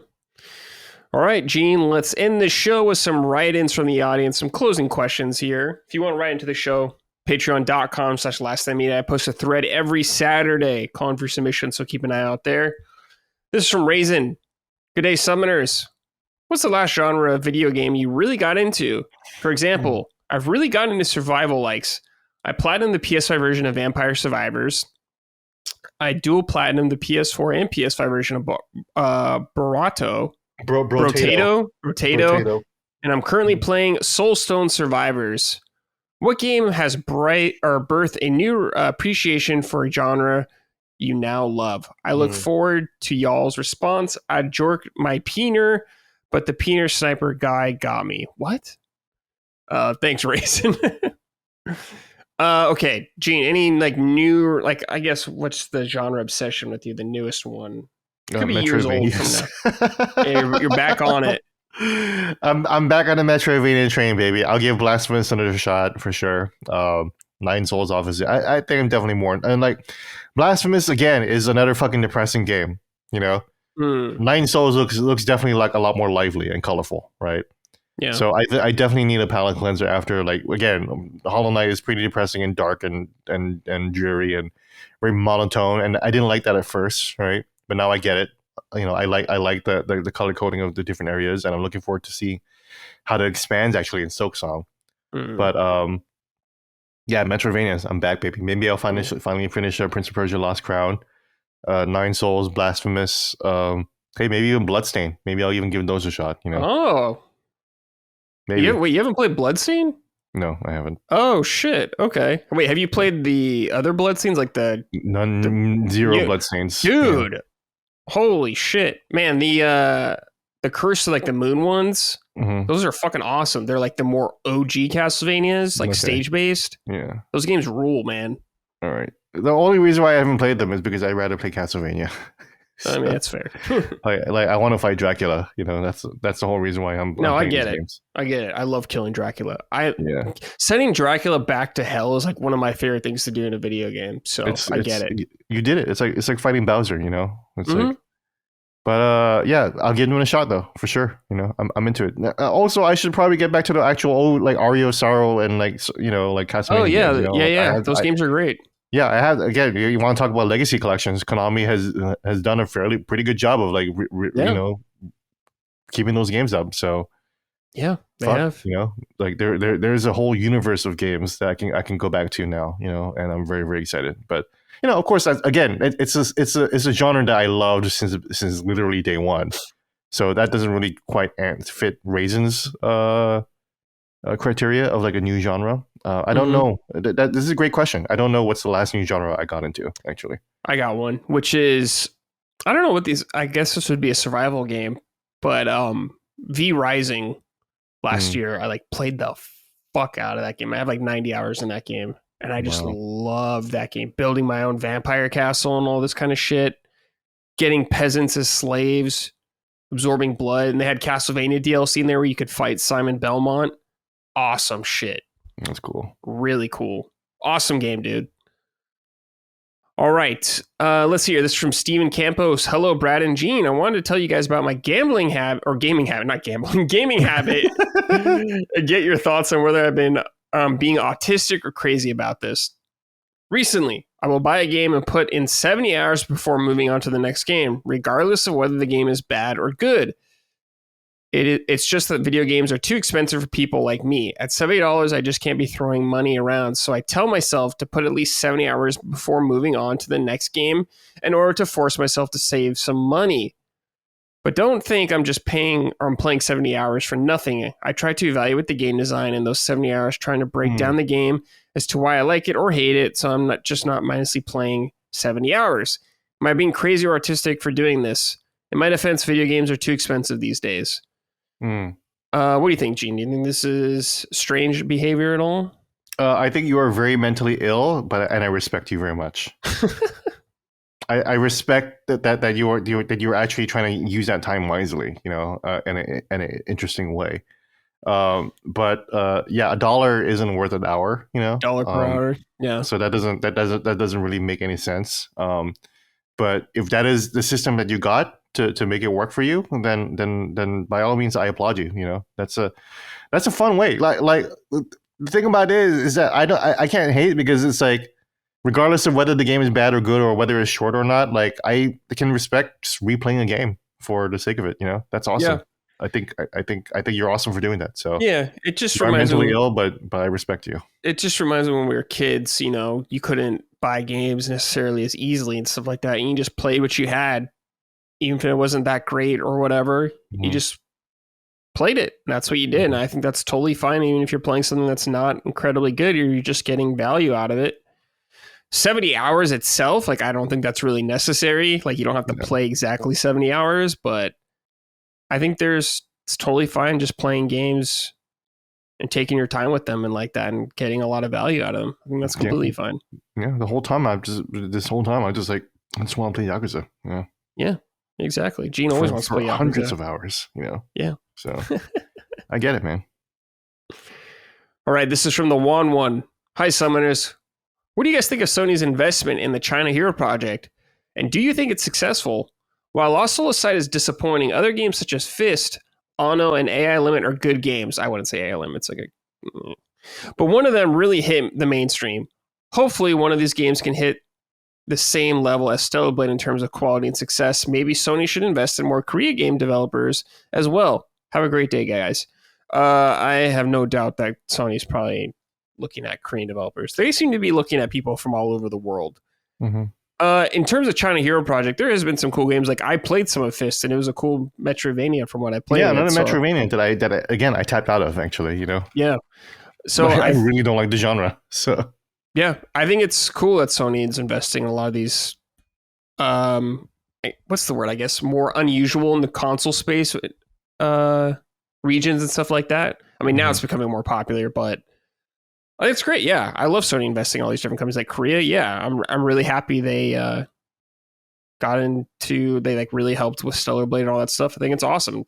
And Stellar Blade, yeah, it was a great game. So I think Sony should keep doing it. And they have like the India Hero project going on and stuff like that. So even if to me, not everything needs to be like an incredible Game of the Year nominee and stuff like that. I'm fine with just getting cool small games, but I know Sony's not in the business of just cool small games. So we'll see. I think there's been some cool stuff in there, though, but there is still room to improve. Anything else, Gene, you want to say on that, or should we just move on? I'll say one thing mean and one thing good about the China Hero Project and Sony's efforts in expanding across Asia. The mean thing I will say is that sometimes I feel like that these investments into Korea and Chinese projects that are like Me Too projects that just rip off Japanese ideas. Basically, let's be real. Stellar Blade is a rip off of Nier and like many other game series, and Lost Soul aside, the inspirations are very, very clear, right? At the very least. It's funny that it's like, oh, we shut down all of our Japanese studios and we have no footing in Japan right now. And all the Japanese companies don't want to make exclusive games for us, including Square Enix. So why don't we try to look at elsewhere in Asia? And it's like, oh, you're working. That looks like Devil May Cry. Okay. Oh, that's a hot chick. Okay. Well, yeah. Why don't you like? I think they could be a little bit more like. It's not even close to like the fair games. Oh, started out to fair games. Oh, sure. Yeah. For for not existing and sucking up Sony budget for what, right? And probably yeah, soon. we could do a long sorted out just on PlayStation's management of like live service. Yeah, of live service, and it's like, don't do what you did to live. Like, we're not at a Concord level yet, right? Mm-hmm. But like, I think there's like a judgment of like quality at Sony that like I think they're kind of like losing that judgment a little bit, you know, where it's like you're just kind of supporting rip-off games or games ideas that aren't that original. That said, the more generous thing is that a lot of these rip-off games also existed back in like PS1, PS2 days and PSP days. You know, a lot of weird like Lost Soul aside, also like definitely seems like this like a weird Xbox 360 exclusive that Microsoft was trying to do, and it's like look Chinese game, you know, and it's like yeah whatever, you know, well like it could become a cult hit, and then and like years later they'll be like, dude, remember Lost Soul aside? What a weird game that was, right? Yeah. That's kind of like the energy there. So like the kind of effort is that also like there's always been kind of these kind of games like this. So, you know, and the China Hero Project is seems like more like a connection thing, you know, more than like a funding model, right? Sure. Yeah, they're building ground in China and stuff like that with it. Yeah, connecting people with other developers, you know, maybe some resources and knowledge base and, you know, expertise, and of course some marketing, you know, because we wouldn't care about fucking Lost Soul aside if it wasn't for PlayStation marketing, you know, that's for damn sure. Sure. Right. So, yeah, it's an interesting aspect. I just think that they do need, you know, more interesting ideas. That's all. That's all I gotta say. Yeah. So. Okay. All right. Final writing here is from Davey Supel. What's up, cool boys? Have either of you heard of or tried the free-to-play game Delta Force? I only tried it because of Battlefield 6 beta left a hole in my heart, but it's surprisingly good. The graphics, the gameplay, and the customization and the game modes are all extremely well made. I got multiple people onto the game, and they all keep asking, wait, what's the deal with this game? When does it ask for money? Again, multiple game modes that resemble Battlefield's large combat modes like Rush and Conquest. They have a mode that is a combination of Escape from Tarkov and Call of Duty DMZ, but it's completely free. The menus take some getting used to, but you get all the characters free. You constantly get free gun upgrades, and you can earn free premium rolls for skins just by playing the game. Long rant over. I'll close incognito mode and forget the whole situation ever happened and listen. Delta Force. I think I've seen this, but I've never played it. I personally don't have a desire to play anything like this right now, but I think it's cool that people are into it. Let's see. Oh, on Steam, it's mixed right now. Mega mix. Yeah, I'm looking at it right now. It looks cool. The graphics are cool. It's a wartime MMO. That's an interesting concept. Yeah. Okay. Developed by Team Jade. I've never heard of them. It's the only game they have on Steam. Yeah. 64 player warfare. That seems kind of cool.